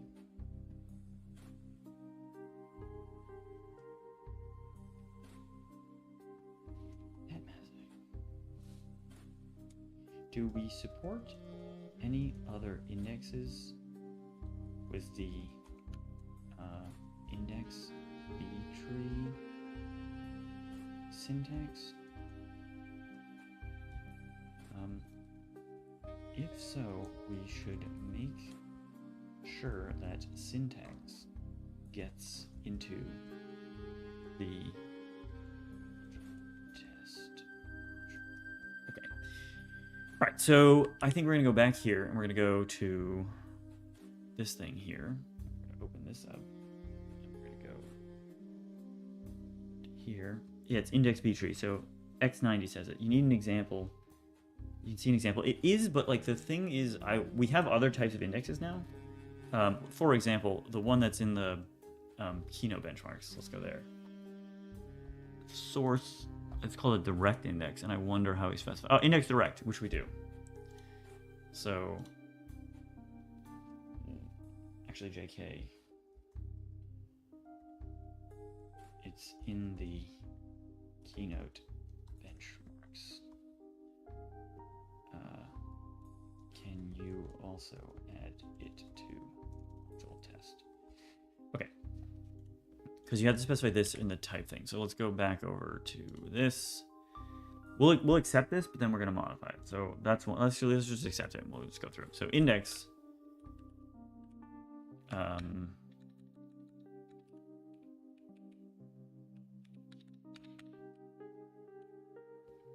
Creates a direct in. Oh. I mean, this is why is programming so slow? Oh my god. I think there's something wrong with my editor though. Like something ain't right.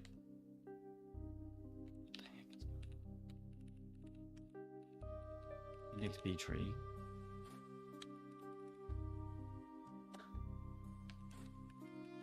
Creates a B-tree index on a column.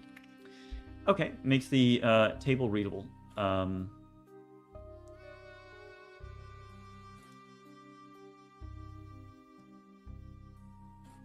right, that's fine. Reducers are function. I mean, we do want to specify like, I want to do the index thing here. Let's see, more secret undocumented features. I know, Lethal Trip. That's what we're working on today. We're trying to get them documented. We're trying to get these out there. We're trying to make sure that ChatGPT knows about them so it can tell you about them. First, I'm hearing about Index Direct. Index Direct is just a way for you to have the ID be one-to-one with the row, so that you don't have to even pay the cost of a B-tree lookup. But obviously, it doesn't work in all circumstances. You should tell it to write you an example app from the documentation when you're done. Ooh, I should. Okay. I also want to give it the B tree. Let's see. It's Keynote benchmarks. Yeah, I want to do this. Let's take this over here. Let's put this in cursor. Let me close this. Let's do this.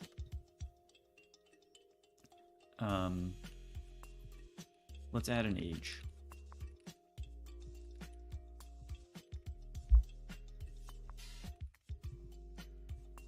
I mean, I'm getting a lot of performance issues. I don't know if that's just me, but would love a list explaining when you use different types of indexes.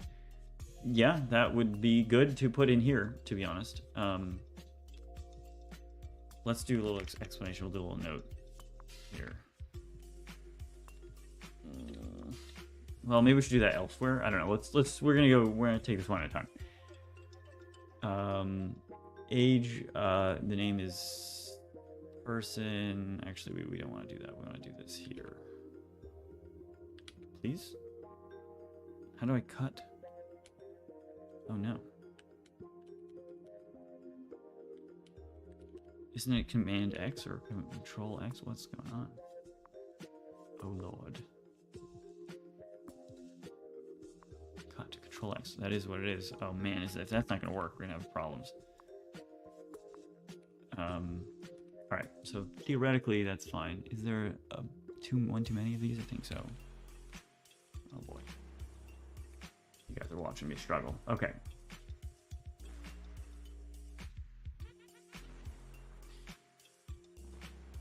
Reducers are functions that can be called by clients to modify the database state. True. Fact. You can highlight the code, then there'll be a button, a hotkey press to indicate that it's context to the AI. I love this explaining. Reducers are blah blah blah. Set player name, reducer logic here. Special reducer types. Reducer init called when the module is first published. Client connected called when clients connect. Client disconnected called when client disconnects. You're using Vim shortcuts instead of autocomplete, not vibe. So you're not vibing yet. Well, probably true. The problem is Vim, I know Vim very well. Reducer context. The reducer context provides access to the database operations and metadata. True. DB view, sender identity, timestamp identity, random. True. Timestamps and scheduling. SpacetimeDB provides timestamps and scheduling functionality. Name, schedule task. This is wrong though, isn't it?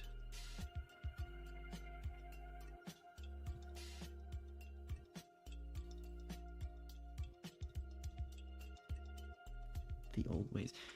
Man, guys, you know, I'm from like the 80s. I'm not actually. I'm from the 90s, okay? So I can't do this. All this stuff. I'm new. All right, so this is wrong. Let's do this. Can I like tell it to just go to this file?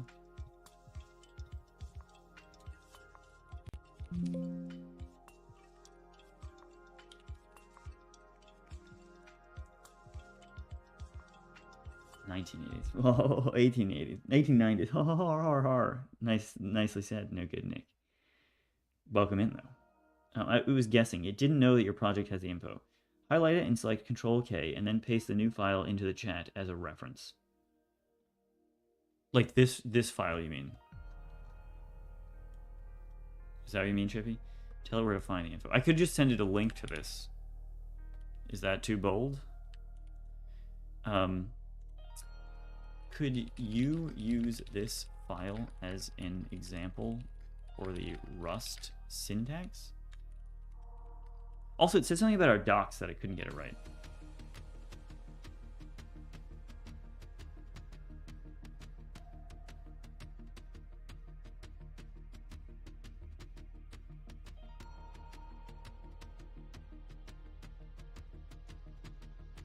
All right, let's see what we got cooking here. We've got a lot of visual artifacts, that's for sure.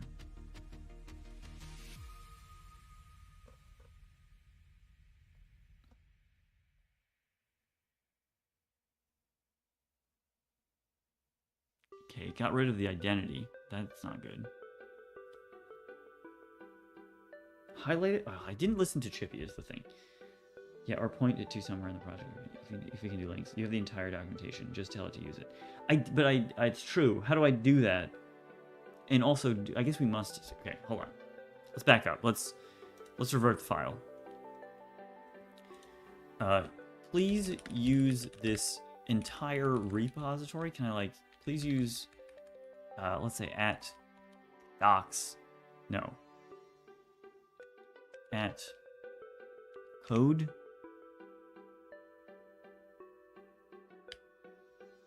What the heck? Please use at files and folders. Where's my files and folders? Where's the docs? Docs? There we go. Please use at docs to learn about the SpacetimeDB syntax. Use the reference files.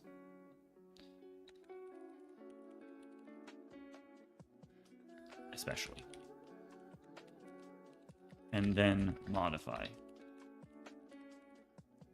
this document at LLMs based on that. All right, now we're vibing. Are we vibing? You have the entire, just tell it to use it. Tell it where the info is. Use natural language. It's smart enough to look through your project and see what you mean. All right, well, we'll find out.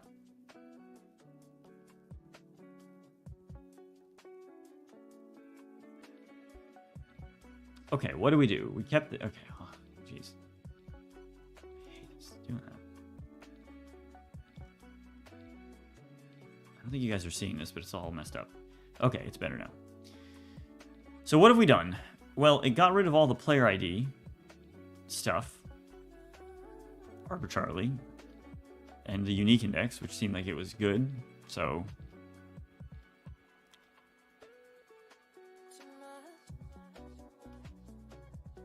got rid of my index B tree things. I'm not feeling the vibe. If you highlight the part, then press Control K, only modify that part, whatever context you give and more target edit. Doesn't know that you want to do other mode. Okay, let's try that. Let's try Chippy. Chippy's been giving us some good stuff. So let's just do this. This is wrong. Let's just fix this. Let's be more. Okay. Could you use the Rust reference doc to fix the syntax here? It's not correct. At files, no, at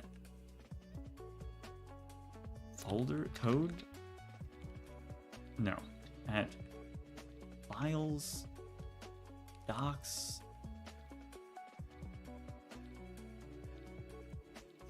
Rust, what, I forget where it is. Modules, oh boy. Modules. Rust dot index.md. Let's try that.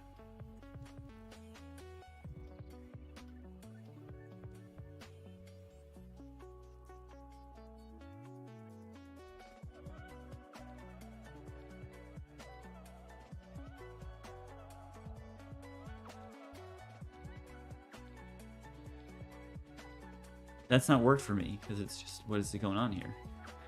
They just linked it. It's trying to replace it with look at the reference. Oh my sweet heavens. Okay. How do I fix it? Please. What if I submit edit? I swear. Yeah, it just wants to reject this. This is foolishness. I would like to vibe. It's set to quick question. Okay, yeah, I don't want that. Oh no.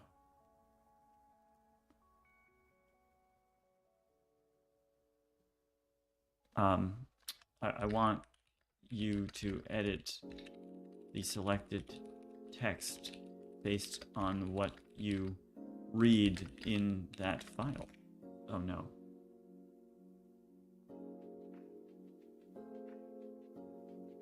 Are the vibes starting yet? Is this where we vibe? How's the YouTube people doing? Are they painfully suffering? They are.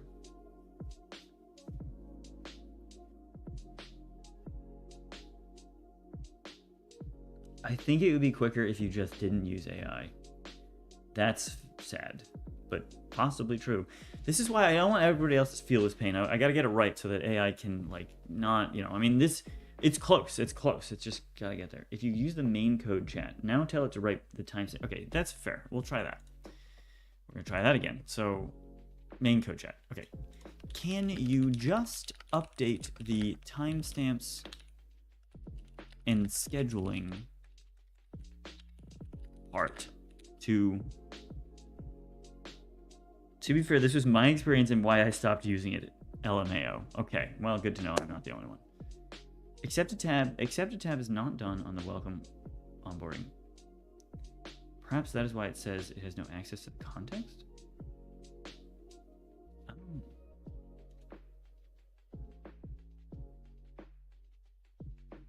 I think it just wants me to try that out.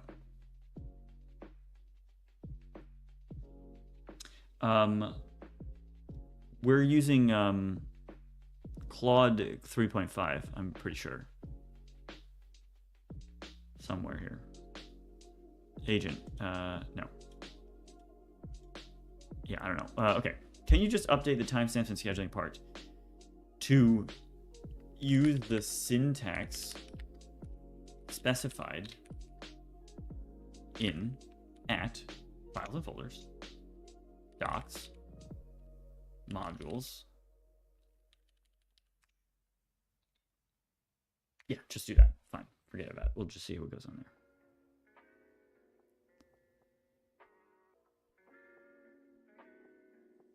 there. The thing is about LLMs, they're going to get better. They're going to get better. And it's going to be scary. Okay, all right. Okay. Gotta wait for the screen to, like, load correctly. Kuros51, I had the same experience, so I reverted back to use LLMs as glorified search engine, which is what I've been doing from the beginning. It's like, you know what it is? It's that, like, that meme that everybody posts with, like, the low end, just use a chat bot, and then in the middle it's like, oh, we're vibe coding with cursor, and then in the guy with the hood, he's like, just use a chat bot. Just tells to look in the docs folder.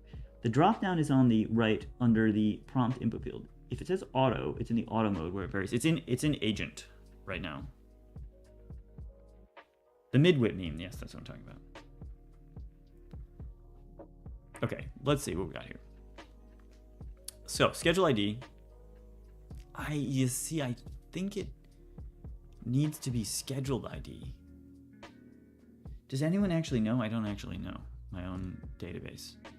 Is it scheduled ID? I can't remember. Ooh, I think it needs to be scheduled ID.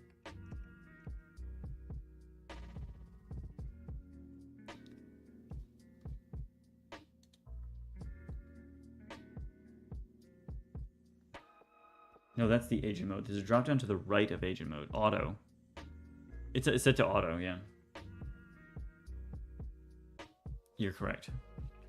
So I could use like Sonnet 3.7, but it's 5 cents per request. Oh my god. Yiminy criminy.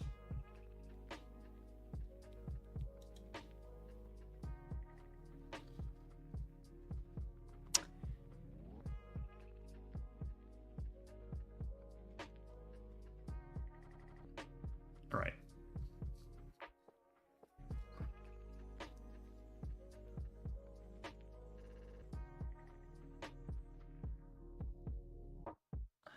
What if can I like talk to it still? I think I can. I can probably do that.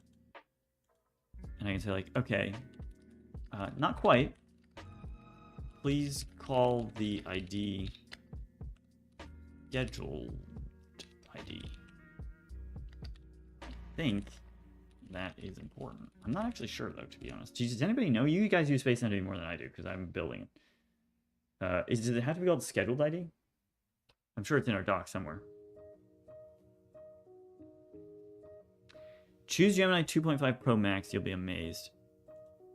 Okay, I could do that. The only problem is I don't pay for it, so I think I have to like sign in.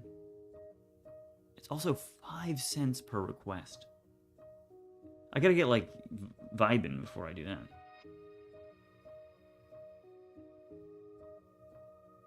I'm gonna do that. Let me just see. Can somebody tell me? Oh, I see. I can ask if it's in the docs. I see. That's a better idea. Actually, do you know based on at docs? No, at lots of folders.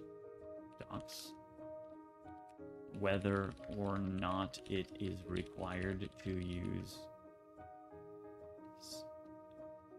scheduled ID as the name of the ID column. I think it certainly was at some point, but then I think it may have changed.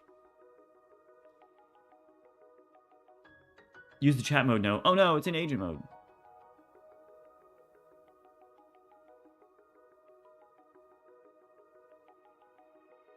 Based on the documentation, I can confirm that the name of the ID is not required to be scheduled ID.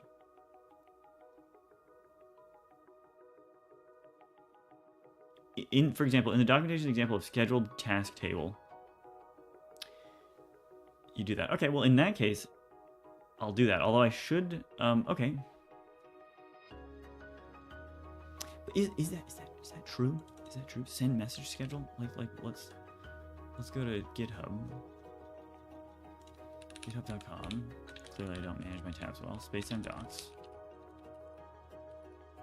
Actually, I think I have it open here. Let's search for this. Are you making that up? Are you making that up? No, you're not. You're not.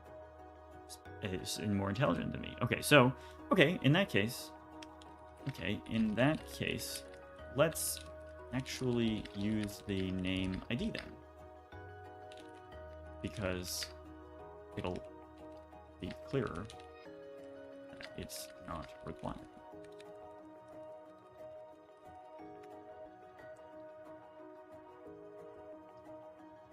Free on aistudio.google.com. Use the chat mode though, it's not agent.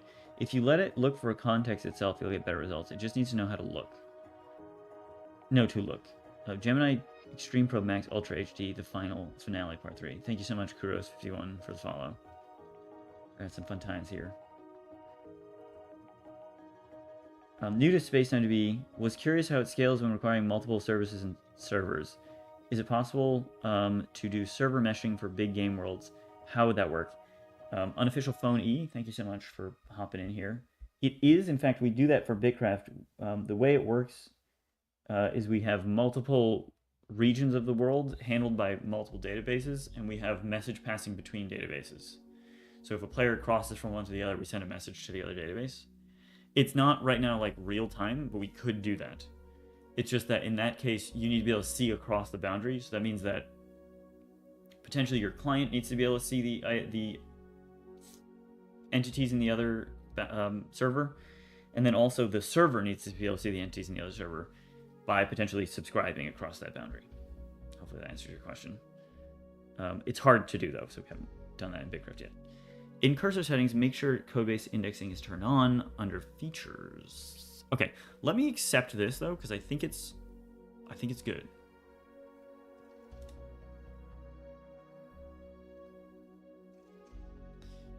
I should have read that a little bit more carefully.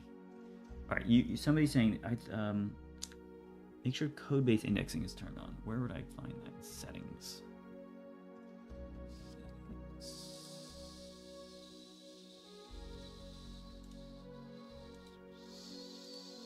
I can do this. let's just search it. Codebase. Okay. Well, I don't have the thing I usually have there in VS Code, so I'm not sure how to get to my settings.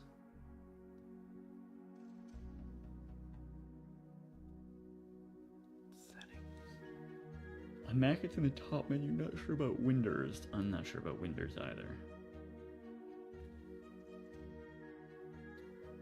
You went right past it.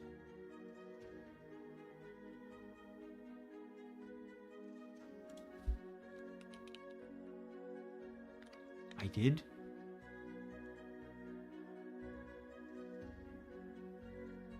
File preferences. Okay, file preferences. Cursor settings, presumably.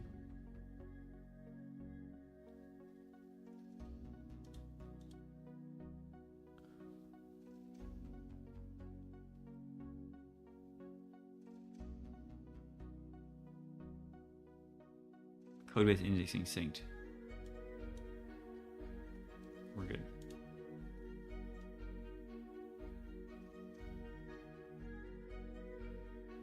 I use a Mac.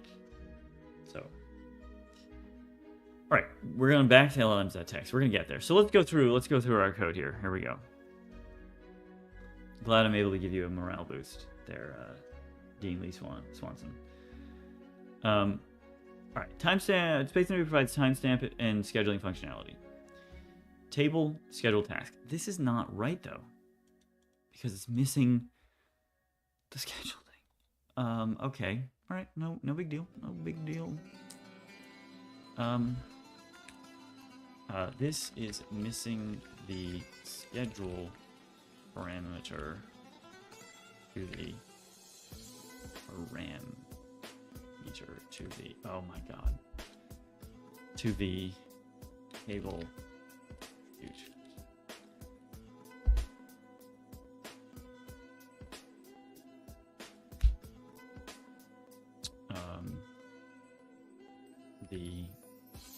There's an example of what this should look like in the docs, in the docs, in the files docs.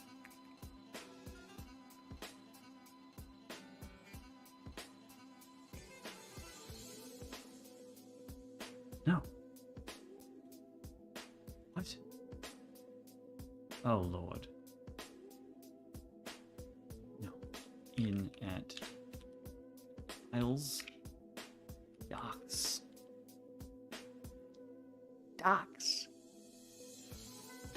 Oh my sweet heavens.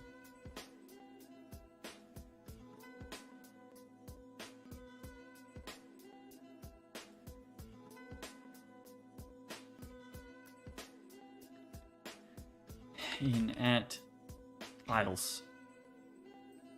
I think I have to do docs and I have to do module. What is it? Modules? It's got to be in. Yeah, that's fine. Yeah, there you go. Okay, generate.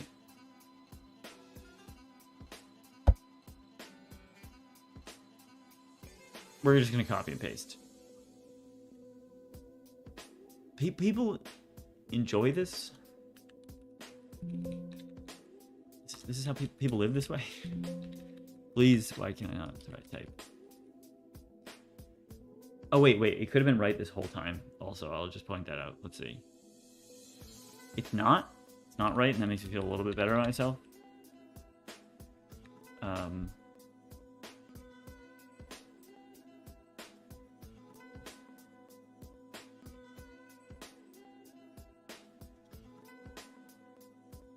That makes me feel a little bit better about myself. It irritates me though that it's having me accept this like as though it's its own genuine work, which it's not. It's a cheating tool. I'm a bit happy you're struggling with cursor and SpacetimeDB to @SpacetimeDB. I thought it was stupid to use AI KEKW. I mean, look, I'm just trying to. We'll make it easy to use this. Hopefully, other people won't suffer.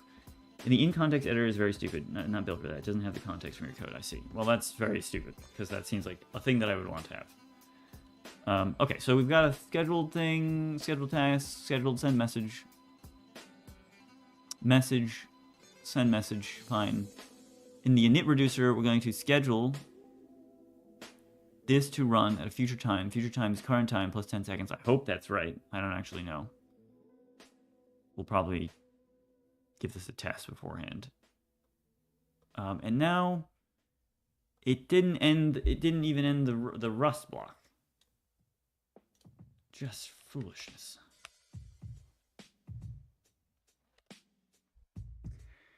Okay, key scheduling features. Schedule timestamp. Schedule a one-time task at a specific time. Schedule a repeating task at regular intervals. Automatically increments the task ID. Primary key. I mean, kind of, but not really. Let's go here. Marks a column as the primary key, which designates which column is the unique identifier for each row. That's correct.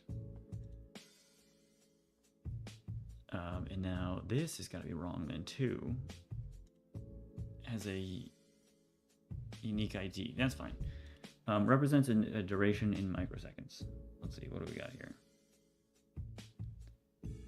What was Alessandro's background before Cloudwork? He worked at Bloomberg on their bond pricing systems. Before that, he was a double major in computer science and biomedical engineering. This is true. This timestamp type represents a point in time as microseconds since the unique epoch. You can get the current time from ctx.timestamp, add duration timestamp using the plus operator, compare timestamps, indexes and constraints. Tables can have various indexes and constraints. This is true. Okay, this is wrong. You son of a gun. We're just going to do that. C#. There are key concepts and syntax for writing spacetime modules. C#. Here are key concepts. Okay, so we got to fix all the problems we fixed in the other one. And the thing is here, shouldn't these be like identity? I don't know. What's like the thing to do in C#? Is this the thing to do in C#? I'm a Rust guy. Is this what you guys do, Chippy?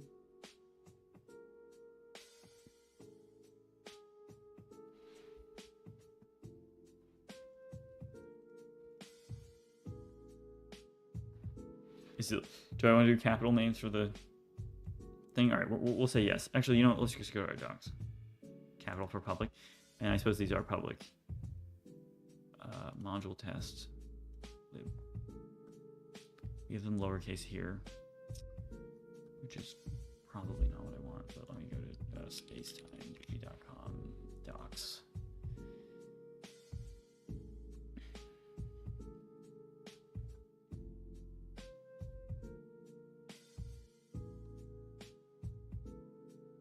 Yeah, we do capital. All right, so we'll do that. Primary key, unique, auto inc, btree. That's good. Hey, got that right. Look at that. Reducers are functions that can be called by clients. True. Accurate. Parameters are lowercase in C# though, right?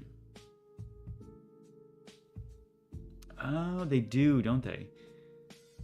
Interesting. Special reducer types. Init. That's true. It's all correct. TBView. That's all correct. This is going to be wrong because it was wrong before. And now we need to find out how the heck it was. We're going to do this. We're going to say, let's try it again. This is wrong. You need to specify. Oh, no. All right. Can you translate the Rust section on timestamps and scheduling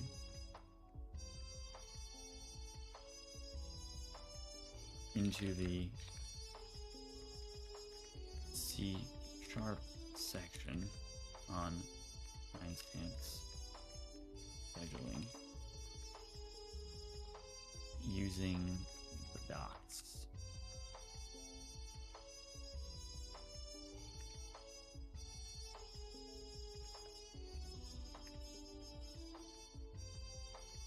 Please use chat. Please use add to chat. Stop using the context. Please use add to chat. What is add to chat? Use add to chat. I can do add to chat. Add to chat. Do I do add to chat and then I highlight some code?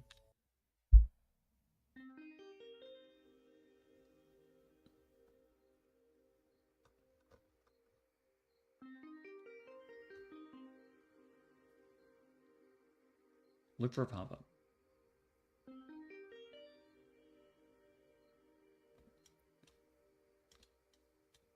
So you're saying like I should do this and then add to chat, Control I see. All right, scheduled, same name of scheduled. I think that's right. Let's just quickly look in the C# docs. Schedule. Oh my sweet heavens. There's no schedule in there? Oh, it's a quick start. All right, about the reference. Schedule.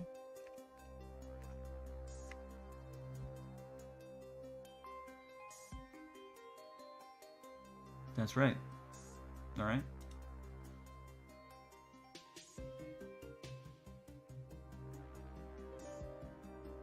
All right. I like it. Now I'm vibing. Guessing you use a tool a lot since wrong doing it hurts. Wrong doing hurts. Okay, cool. So, fine. I wouldn't say this is done, per se. But we're off to a start here. I think I might call it here, because we've definitely cooked, if you can call it that. We've been throwing things in a pot anyway. And we're started. So I think I'm gonna come back to this. We're gonna continue the AI struggles. The AI battles. And we're gonna do that in the next episode of Tyler versus VS Code. And AI, the AI overlords. So far I'm not yet concerned about the AI drone swarms, because this doesn't work very well, but they could get better. Glad I'm using it. Cursor is one of the easiest. Yeah, classic engineer tree. It was fun stumbling around. I think that was I had a good time. I think you know who we might raid. We can either do trap exit or we could do Evan MMO. Evan's making an MMO, and that is tempting. You guys want to see what Evan's making? LMs are mostly favored for code generation. I mean, me too. But I have hope that maybe one day we can. I at least want to set them up for success when people are building things on SpacetimeDB. So I'm gonna make an llms.txt, and we're gonna get them cooking. Do yourself a favor and get Expanse. Thank you for the stream. Really enjoyed it. Keeping up the good work. Awesome. Thank you so much, UC Freaky. You'll like it. All right, we'll try some more things on stream. That's what we'll do. We'll do some streams where I struggle against AI to see if we can't get something cooking. That sound good? All right, let me go ahead and do a raid. If I know how to do that. Raid? How do I raid? Oh my gosh. I thought it was raid. Oh no, I'm not logged into SpacetimeDB. That's the problem.